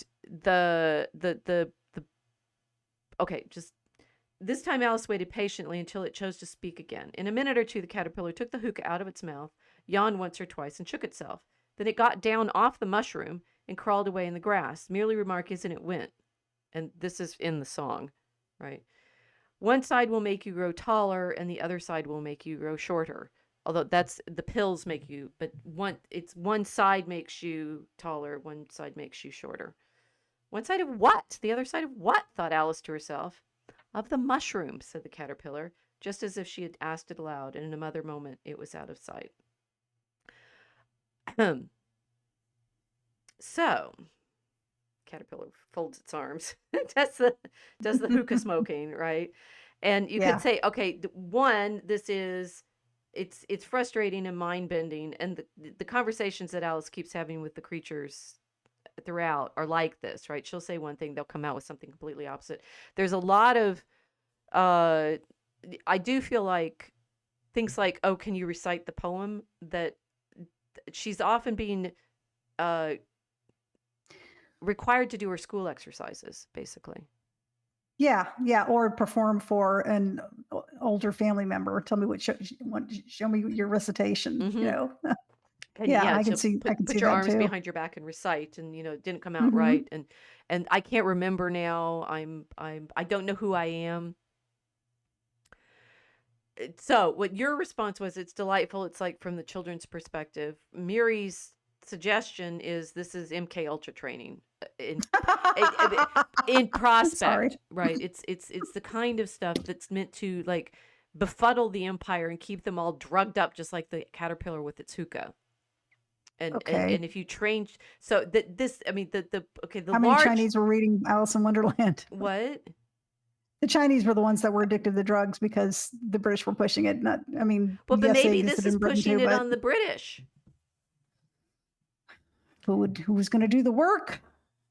I don't see them doing that, but Well, but I mean,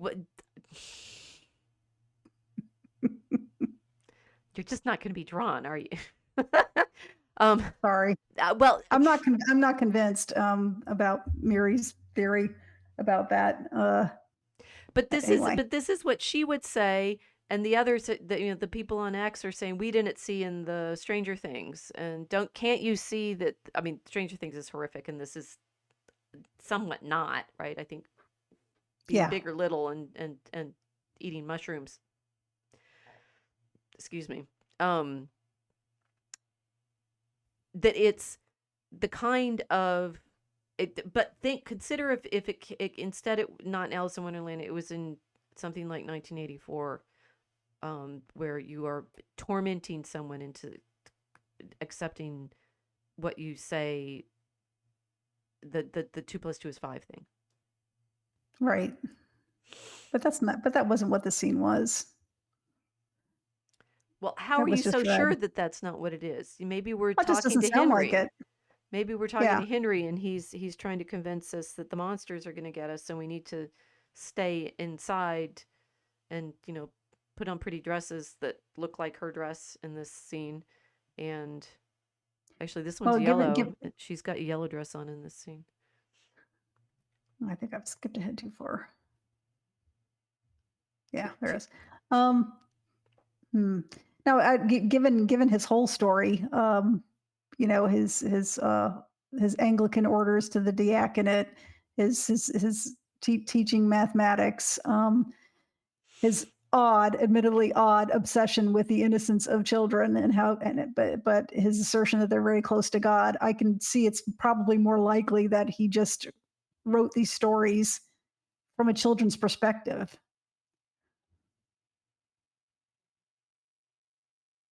Well, some would claim that being Anglican doesn't, makes it even worse, because we all know what those Anglicans get up to in their lace outfits. What? Well, Milo has a little bit of details. I guess that was guy who's Catholic, but yeah, he wasn't an Anglican. But same thing. Well, who knows, right? It's like the X is constantly claiming that where are all the bad guys hiding? Where are all the groomers hiding? And some of them, would say, well, of course Dodgson is he gets to pretend to be talking to all these innocent children and giving concerned lectures while he's in fact getting them to take their clothes off so he can take photographs of them. Yeah, that was creepy. There's just no way around that. By confusing them, by asking if you can. I mean, I have had this feeling a lot in the internet of why can't people make sense anymore at all, right? You'll say something and you think that you're making perfect sense, and you get nonsense replies from people about something that you've said, or they, there's this joy on the internet, which it feels demonic, right? The joy of twisting everything you say. So if you say, and that the skill that we've had to develop in order to interact with people on things like X is don't take the bait, don't get drawn in. I mean, they're trying to get you emotional. But the caterpillar the caterpillar gave excellent advice. Keep your temper. Because you're in this. Also, you don't have to answer. The monster, the answer to what? I said you don't have to answer the trolls anyway. Right, or keep silent, right? Alice has actually done a good job of dealing with this caterpillar and it's telling her, keep your temper, and she's, saying, golly, you're being so, why are you all so easily offended? This is schooling for how to be on the internet. Yeah, I don't think there's any hope for that. It's a bad medium because when people communicate, they do it with facial expressions also. Mm, And they do it with the context of their whole background. Like you and I have known each other and spoken to each other for 5 years. We know each other, fairly well. right. So when we don't actually we don't actually misunderstand each other when we're talking sometimes, or if you don't get something, what do you mean by that? Whereas in the internet, when you're talking to a complete stranger, if not a bot, it'll immediately start a flame war because it assumes something based upon the context of its own background, not yours, and certainly not of any kind of mutual dialogue you may have had before. Does that make sense? It makes absolute sense. Okay. And I was thinking about this because there was something. I've been reading Milo's feed a lot this week because I'm in it. Um, yes, I am. Uh, Said humbly. I just brag. Who cares about humble bragging? Okay. There was something where he likes he quotes people when they say things, and that keeps it in his own feed. And there was something where someone was making it out as if he had said this, that, or the other, uh, something about baked Alaska, and he's like that he was going to make baked Alaska gay or something, trans or something. He was gonna transform baked Alaska, and he goes, as a joke I said that. Yeah. Huh. And I thought, the internet has killed jokes. It's killed. I mean, ironically, it's nonsense most of the time because people, will take offense at stuff that clearly is not meant in the way that they're pretending to take offense. Right. The way that I got, like hounded out of certain situations because of things Mhm. that people were getting upset about that they wanted to be offended by. It's like Alice feeling like Right. she's, all these, why are all these creatures so offended all the time? You just feel like you're definitely in the internet. And the obverse of that being you can't make a joke about anything because if you do, whether you're saying like we don't have the facial expression, we don't have our full engaged, relationships to be able to tell whether people are joking and making friends and like here's a joke between Right. friends. Why would you say that? That what I asked Grok about is why are people so bad at reading figures of speech? Right. And Grok, according to Grok, the robot, this is my talking to the caterpillar moment, right? People Mm. seem noticeably worse. This is what it said. People seem noticeably worse at recognizing figures of speech today for a few very concrete reasons that have accelerated in the last 10 to 15 years. I mean, I thought, okay, it's designed to always agree with you, so it's actually not being offended, but it did give some interesting suggestions. So text-heavy, context-stripped communication, which is what you were saying. It's like we don't have the tone of Right. voice, facial expression, and physical context at all. We're all in this disembodied, upside down, Mhm. so that everybody's perpetually offended because we don't have any context. Sarcasm, hyperbole, and idioms evolved in spoken language with heavy paralinguistic cues. When you remove these cues, "I'm dying" literally looks like a medical emergency to someone who isn't tuned in. Right, or somebody who doesn't speak English very well. Right. Oh my gosh, why? Well, What's that's the second one, number 4, second language and global English. Huge chunks of online discourse are now between non-native speakers using English as a lingua franca. Non-native speakers default to literal readings because that's safer when you're not 100% confident in the nuance. Native speakers then mirror that style to be understood globally. That I had not, I hadn't thought about it. It's like, it's absolutely right. Good job, British Empire. So now everybody's speaking English, and it means English has flattened out because you cannot assume that anybody gets any of the jokes or nuance Right. or relationships. It's like talking to the caterpillar, and it's just going, "Who are you? Who are you?" Right. So literalism trained by algorithms and bureaucracy, that all the social media platforms are designed to, if the algorithms are taking, it says say something ironic and get flagged, canceled, or just misunderstood by an algorithm, it only reads literal strings. So over time, I find myself doing that. It's like I want to make a joke and then I realize I can't do that. I'll get swarmed if I make a joke. Mhm. And this one, okay, then this one is the big one that we've complained about a lot: death of shared cultural references. Boomers and Gen Mhm. X grew up with the same 12 TV channels, same radio stations, same movies and theaters. A metaphor like jump the shark or drink the Kool-Aid was instantly understood by almost everyone. Now there's just not a common referent for anything. Although Stranger Things, ironically, because so many people are watching it, is giving us a common referent, which is why it's valuable. We suddenly have a Right. whole bunch of people that can use the same metaphors to point to things. Mm-hmm. And then there's okay, so there's 6 of these. Number 5 we can call the caterpillar situation. Pedantry is identity. Being the guy who actually corrects obvious hyperbole became a low effort way to look smart online.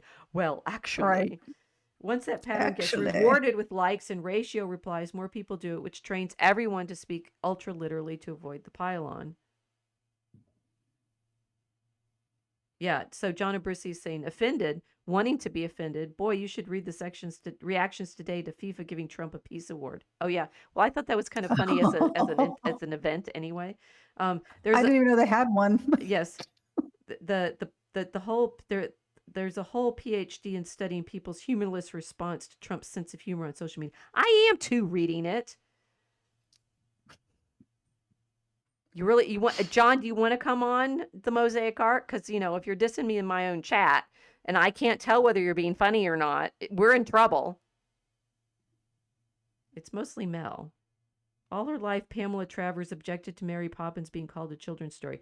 Okay, John, one day we will have you on to talk about Travers. We should do that. It's mainly John and Mel. Photography was a new thing. There was lots of experimentation with ideas and themes at the time. Okay. 6, and this is I think the reason for the Dragon Common Room, because we are saving the world. Decline of English lit classes that actually teach this stuff. Yeah. That if you don't, the Grok is saying a lot of school systems have de-emphasized rhetoric, poetry, satire, and close reading of complex text in favor of STEM or practical writing. So an entire generation is reaching adulthood without ever having been asked to distinguish litotes from understatement from plain line. That we are in this situation where everything sounds like having this conversation with Caterpillar because nobody gets any of the context or references, and the feeling of being in this nonsense world. I mean, this for me is interesting because Dodgson is just doing this as this is what children feel like when they're being quizzed by adults over nonsense, lessons that they don't understand the reason for. But right, and then it had to be a very old person that he had in mind when he wrote the caterpillar scene, because he moves very slowly and talks very slowly, right? And it's even though he's slow, he's very demanding. yes, and the who are you, right? Adults do talk to Yes. kids like that, and kids, it's like, what do you mean, who am I? And how big are you? And we're always talking about, wow, you've gotten so big now, because kids grow. Yes. Well, so Lovett actually makes a suggestion that this is a religious context. Can you guess what it would be? The caterpillar scene? Mm-hmm. It's a religious context. Yeah, that there's something that Dodgson would be familiar with as a practice. If right, because he was questioning people who were candidates for the priesthood. Yes. Right, and so he would ask them, well, yeah, who are you with respect to as a Christian, or with respect to Christ? I guess that makes sense. Yes, it's a catechism, and as you say that so this is what Lovett suggested. If Underground and Wonderland have a central question, it is that posed by the caterpillar. Who are you? Alice's constant search for identity reflects the essential question of all religion. Who are we?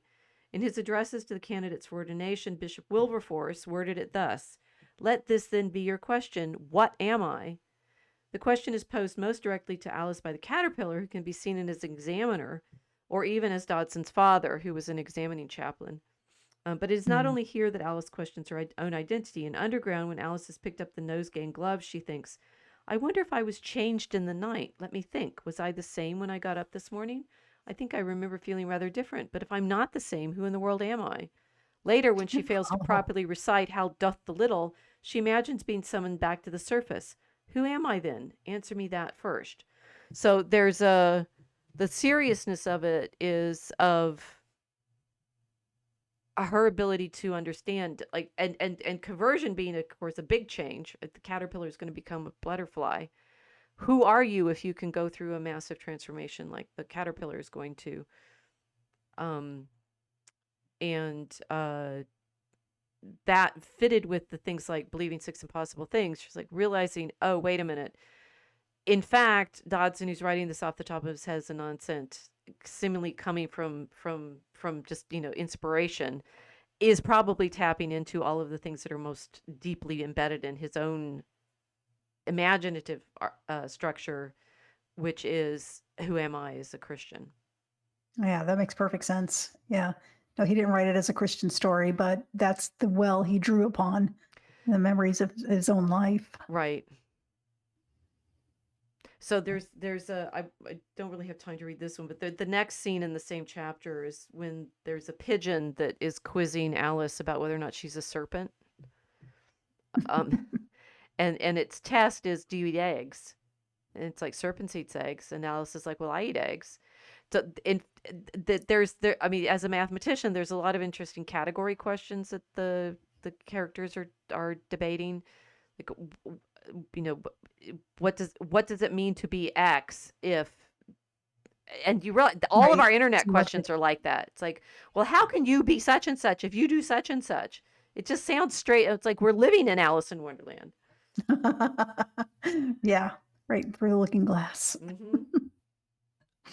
So what do we do with, I'm going to skip over all, guys, you can do the same level of analysis with the Mad Hatter, with the when Alice meets the Queen and she wants to chop everybody's head off, when they play croquet with the flamingos, the Griffin and Mock Turtle. This is an interesting one. So we put a Griffin in our Aurora Borealis, and I clearly had read Alice in Wonderland. I think about medieval imagery. I have these creatures in my mind, and I think the one review we got by someone who doesn't seem to get the metaphors or the illusions, or who claimed to have an MA in English literature when she wrote it, and said, in Aurora Borealis, saying, this doesn't make any sense. Why are there multiple deities? And we're like, okay, there's not. There's just Christ. And, oh, by the way, the orca is Our Lady. Oh, but there's this goddess figure, and it's like,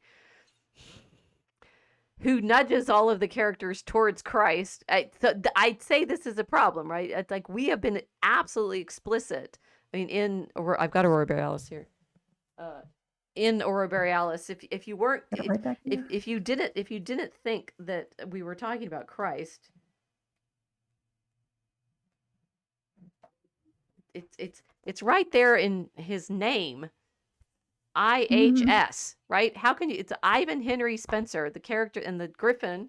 Here's the Griffin, says, you bear my name. So we tried to do riddles and such like that, and the one extensive review we got about it told us that we weren't writing a Christian story, and she wasn't getting it. And sorry, couldn't see the Easter eggs.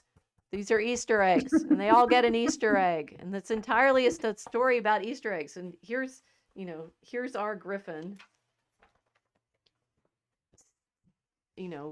sitting on the world. It's meant to be like a medieval mappa mundi for showing Christ.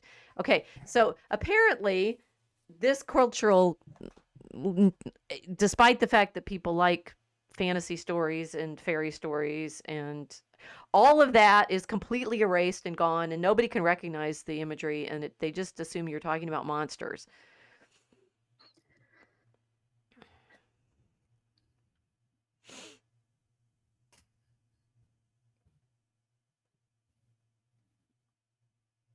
They don't believe six impossible things before breakfast. We thought we were writing a great children's story with Aurora Borealis, and then we were told we were demonic. So, well, we're Catholic, so we're used to hearing that. At least from the internet, right? Definitely from the internet. And this being a problem, going back to Chesterton saying, these stories are showing us the reality of the spiritual world. And if the spiritual world, as people now encounter it in their hyper literal, algorithmic driven lack of irony, has no, the monsters, no wonder they can't see what we're seeing. This is my usual problem with the things I wrote about Milo, for example. I'm seeing all this layer of imagery in his costumes and his sets and his arguments and, the virtue that Mhm. he's trying to show through his monstrous performances.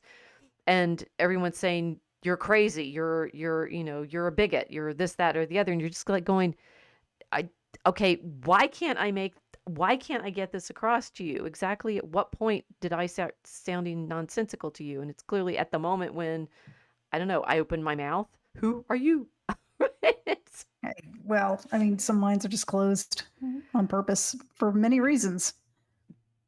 but this is the Sometimes, huge problem. It's the problem of the yeah, catechism and how do you find yourself in this story and recognize this as a reality? The reality of the griffin, apparently on the internet, is suggested by the for example, this misericord in Ripon, which is one of these seats for where the monks would, or the canons, I guess, would sit while they're chanting the Mhm. long divine offices, and they often have funky creatures underneath them. And here is a griffin chasing a rabbit down a hole. I saw on the internet, and it's on my Telegram channel right now, some they're boars playing croquet. Right, so the Alice gets to play croquet with the flamingos and the hedgehogs.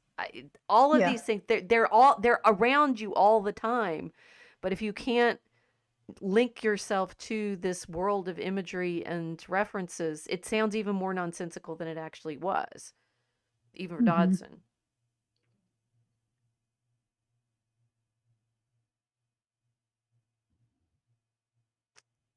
Okay, they have the trial and the tarts and the rabbit's the herald by this point. And then we find out that in fact, Alice grows back up to her proper size, and she realizes she's just surrounded by toys. She says they're just a pack of cards, and she wakes up. Yeah. It's actually in the Looking Glass story that we get the. I definitely think the Upside Down must have some Looking Glass references to it. That she goes she in the beginning of the Looking Glass is the one where instead of going down the rabbit hole, she climbs up on the mantelpiece and is looking at herself in the Yeah. mirror, and then pushes herself through the mirror. So now she's on the opposite side of everything. Right. What do we think about that with respect to what they're doing in Stranger Things? Well, we'll look through the mirror at the end of season one when he thinks he's having a flashback, but not he isn't. He's actually in two places at once. It happens when he's standing in front of a bathroom mirror. Also, the walls are transparent at certain points. You can see through them like a mirror, like through the looking glass. Hmm. That's just I think some of the imagery that, of course, a very dark version of it, but some of the imagery they might have borrowed from Carroll. It it's so it's interesting that in English we've been living with Carol for so long now. These are 1862, Hmm. 1865. So 100 years before I was born, exactly. 1865, 1965. And that this feeling of being in a so in the Christian sense, and this is I again, I Lovett's book is very good, but it will disappoint you if you're looking for certain things and intrigue if you're looking for other things. It doesn't feel to me like Dodgson had much access to the imagery that I'm familiar with in the medieval mysteries, right? Like all this Even imagery of the temple and the layers of scripture and things like that.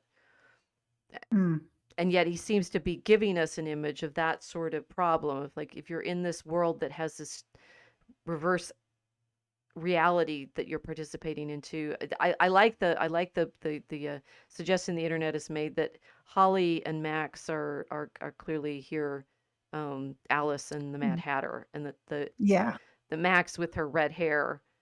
right, yeah, and similar colors they're wearing that to the Tim Burton um, to the Tim Burton version, the browns and greens. Right. And I mean, having Johnny Depp there, and of course, let's see, the actor who plays Vecna was in the it was in something with Johnny Depp. as Sweeney Todd. Yeah, I posted that picture. Yeah, yeah. So they've He and must have of been course very Johnny young. Depp and Winona Ryder were together for a long time, and they were a massive import. So it's like the threads keep crossing both in the real life of the people portraying these characters and in the stories that they're participating in, and Yeah. we're all looking for the clues of what they're going to mean, and possibly the biggest clue is the one that we get from the pendant that Mike gives Holly, that is in fact the explanation for her costume, which is not only Alice. And you need to explain what this is. Okay. So Mike gave her a D&D character because, of course, they're in the Hellfire Club, which is the D&D group at their high school. And he's trying to encourage her, and he says he's explaining who this character is. He said this, she has special powers, right? And in fact, I looked it up. She's a cleric because my source, I have a D&D source I Very consult useful. with. My consultant. So she's a cleric. She has divine magic, and she's a healer. Now, a lot of people, and Mel especially has been pointing this out because I think she's reading it currently, said that they've borrowed very heavily from A Wrinkle in Time, too. And we pointed this out last week with the Tesseract. But Meg actually goes in to save her father. So people are likening her to Meg also, not just the D&D cleric character, who's the healer, but also the brave girl. You're Holly the heroic, Mike tells his sister. Mm-hmm. The brave girl who goes to face down demons and monsters and to save her father and bring him out. So that's just where season 5 ends. Well, volume 1, season 5 ends. Yes. Right. So that was just kind of an interesting fact because it makes we don't know if it's a misdirection or if this is going to be important, but she is wearing the costume of a healer, not just Alice in Wonderland. Mm-hmm. So Mel has been saying Mel has had a lot of arguments here. So she's saying A Wrinkle in Time is Alice in Wonderland. The caterpillar is an angel. Maronites have hookahs at our feasts. That's interesting. She says it's Sweeney Todd, and you finished it. Okay, you finished it, and to what end? Do we know?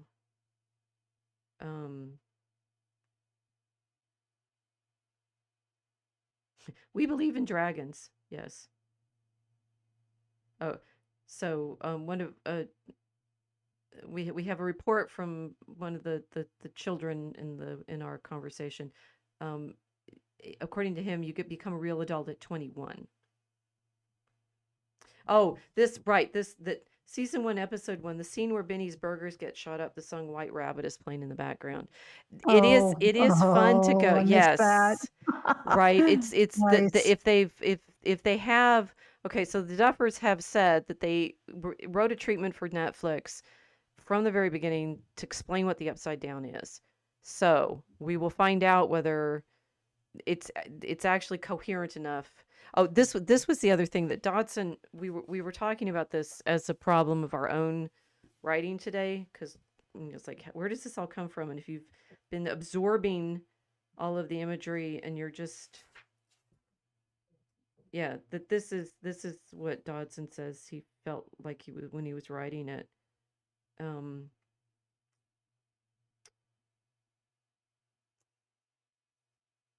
So Pusey is one of the great preachers in the period. Pusey has an interesting debate with John Henry Newman over the Immaculate Conception, which I'm aware of. So there you go. But Pusey, E.B. Boozy, had been writing about the meaning of. Sorry, can I summarize this so I can get it to a place where you understand?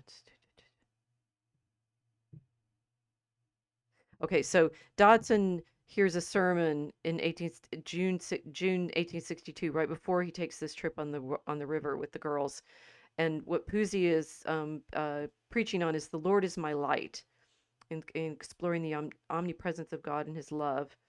He intimately pervades all and flows into all, sustains all, said Pusey, whose words reflected C.L. Dodson's principal belief about God. He loves thee with his whole being, for God is love. That's Dodson's father. Given that Dodgson was about to have what has since been called an inspiration of genius, Pusey's words seem especially relevant. Quote, "There is nothing human in which man is so born out of himself, which is so little dependent on himself, in which he can give so little account of himself, in which the highest activity and passivity of the soul are so blended, as in the conceptions, inventions, combinations, discoveries of genius. The mind moves and is moved, darts forth, yet not by an act of its own will. Even in lesser degrees of ordinary men, if they have a keener thought, a more glowing word, if words or conceptions throng upon the soul, they are conscious that it comes to them, as they would say. That is, it is not of their own power or will, but it is given to them." End quote.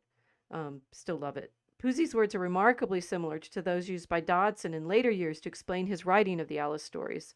In his article Alice on the Stage, published in 1887, he recalled, quote, "In writing it out, I added many fresh ideas, which seemed to grow of themselves upon the original stock, and many more added themselves when, years afterwards, I wrote it all over again for publication. But every such idea and nearly every word of the dialogue came of itself.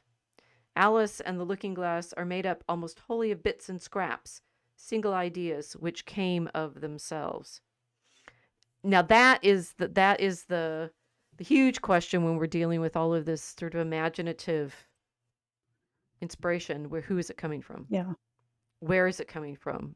I've got a hair that's me now. Oh no, where is it coming from? I'm being invaded by my own follicles. No, sorry, I got what's in my mouth. Just a second. I know, topical, eh? Okay. Good grief. It's been a long week. When we are writing these things and we've got monsters and dragons, we get accused of being demonic all the time because of our dragon theme. Griffins and talking animals and drugs and growing and shrinking and tests and so forth. When are we telling a virtuous story and when are we telling something that comes to us from somewhere else? And that's another of the themes that it's constantly out there. Then, the degree to which the demons are making us tell the story so that we get groomed and get trapped over and over and over again. John Abrisi is saying something about, one of Tolkien's sons is apparently considered a dodgy character. Yeah, I do know about that. But the son's not the father. Well, oh no, I've lost the chat. Where's the chat? There we go. John saying, "I wrote half a chapter last week while listening to you guys. This week I've knocked over 3 pages so far." I'm glad we're inspiring. That's very good. I'm encouraged that we are a good stream for you. But it's this sense of where is it all coming from? And we are that I think a strong message here is we're constantly having to discern. We're constantly having to test is what season 5 Stranger Things opened with something that's going to shock people into, horrify them into recognizing the sin that's happening, or is it going to entice them into accepting the lies? I don't think it's going to entice them as long as they don't keep up that kind of level of horror. I don't think it's going to be enticing at all. I think it was the appropriate timing and amount of time. It was very short, but yeah, shocking. It was supposed to be shocking. It was supposed to be shocking, though, is it? Yeah.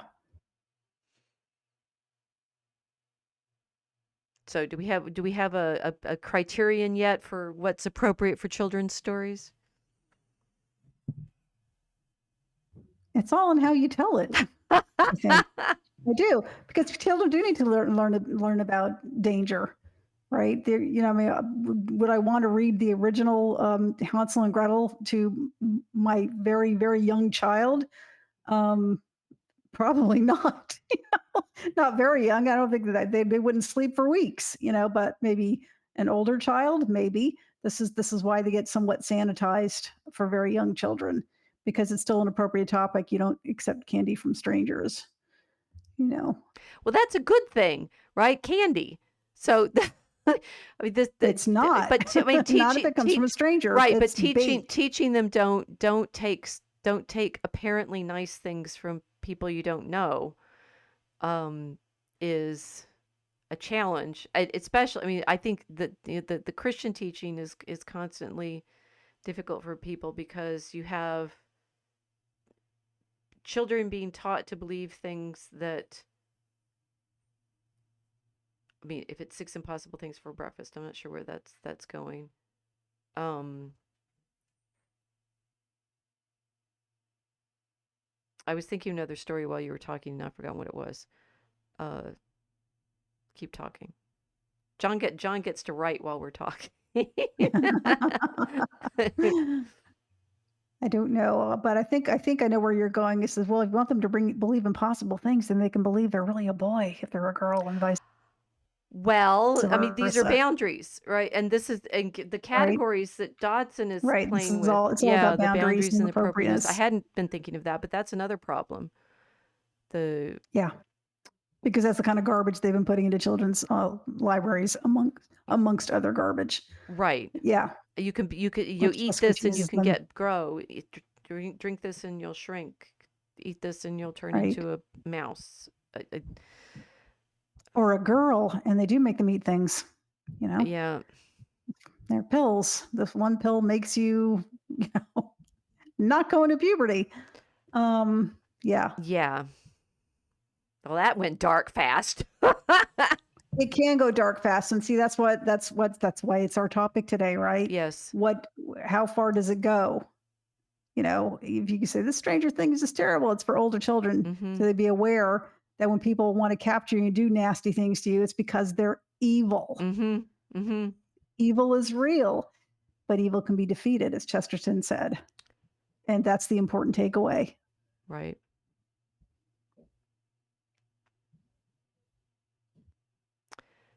I think it seems to be arts. I'm not sure where I don't have an ending here because we need these stories. I mean, you're right. Chesterton's saying we need these stories because otherwise we don't.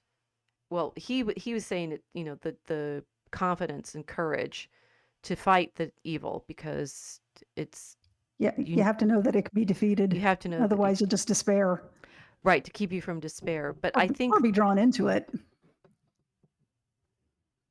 oh now I remembered. The most terrifying thing I ever saw was the abominable snowman in the Rudolph stop motion animation. You do not want to go into a place like, I don't know, like a Walmart or something. They're selling giant moving abominable snowmen Oh no! from Rudolph. I They're was selling the terrified of Bumble, that, and and the he whole moves and point of it is, growls. oh, he has a sore tooth, and so you just have to pull his tooth, and he's not actually a bad guy. I never got to that part of the story. I just ran away because that abominable snowman was absolutely terrifying to me. And like the Monsters Inc., where the monsters are nice. I mean, the finding out the monsters are not scary. Maybe you need to keep the monsters scary. I don't know what the answer is here. I was also thinking about something like Ants, Ants Life, Bugs Life, which is a brilliant movie. Those grasshoppers are really frightening. They were terrifying. They terrified my child when he was little. Talk about Hopper. They were scary. Those were Yeah, and he was called Hopper. he Yeah, was called Hopper, and he's a very scary monster. He's a grasshopper. So, yeah, I'm gonna. So you guys have to leave what your thoughts in the comments about where the boundaries are because I don't think they're as easy to draw as we would like to wish they were on the stories. The yeah, boundaries on the yeah. stories, like how much scary should you have in Well, I order? think it's like it's a bit like fire, isn't it? It's a tool. I Mm, mean, literature is a tool, and it can burn you or it can warm you. It right. depends on how you use it. That doesn't mean it should be gotten rid of altogether because somebody might get burned. Your intention is to make sure people are warmed and not burned.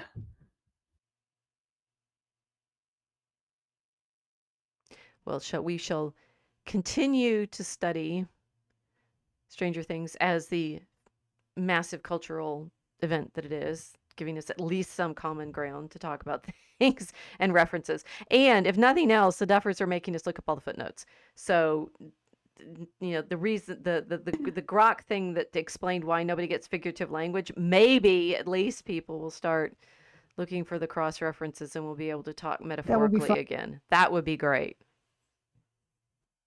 Okay. Well, we're clearly not going to like solve the world tonight. You guys have any That's nice. That'll thoughts? be next week. Yeah. Oh, okay. John says, get a copy of What the Bee Knows by P.L. Travers. This speculates on this stuff a fair bit. That sounds like a good thing to end with. We will read P.L. Travers, and John, we need to get you on, because I think we're in the right place to talk about the children's stories now. So I think January. Watch this space. For the meantime, thanks for joining us. Good night.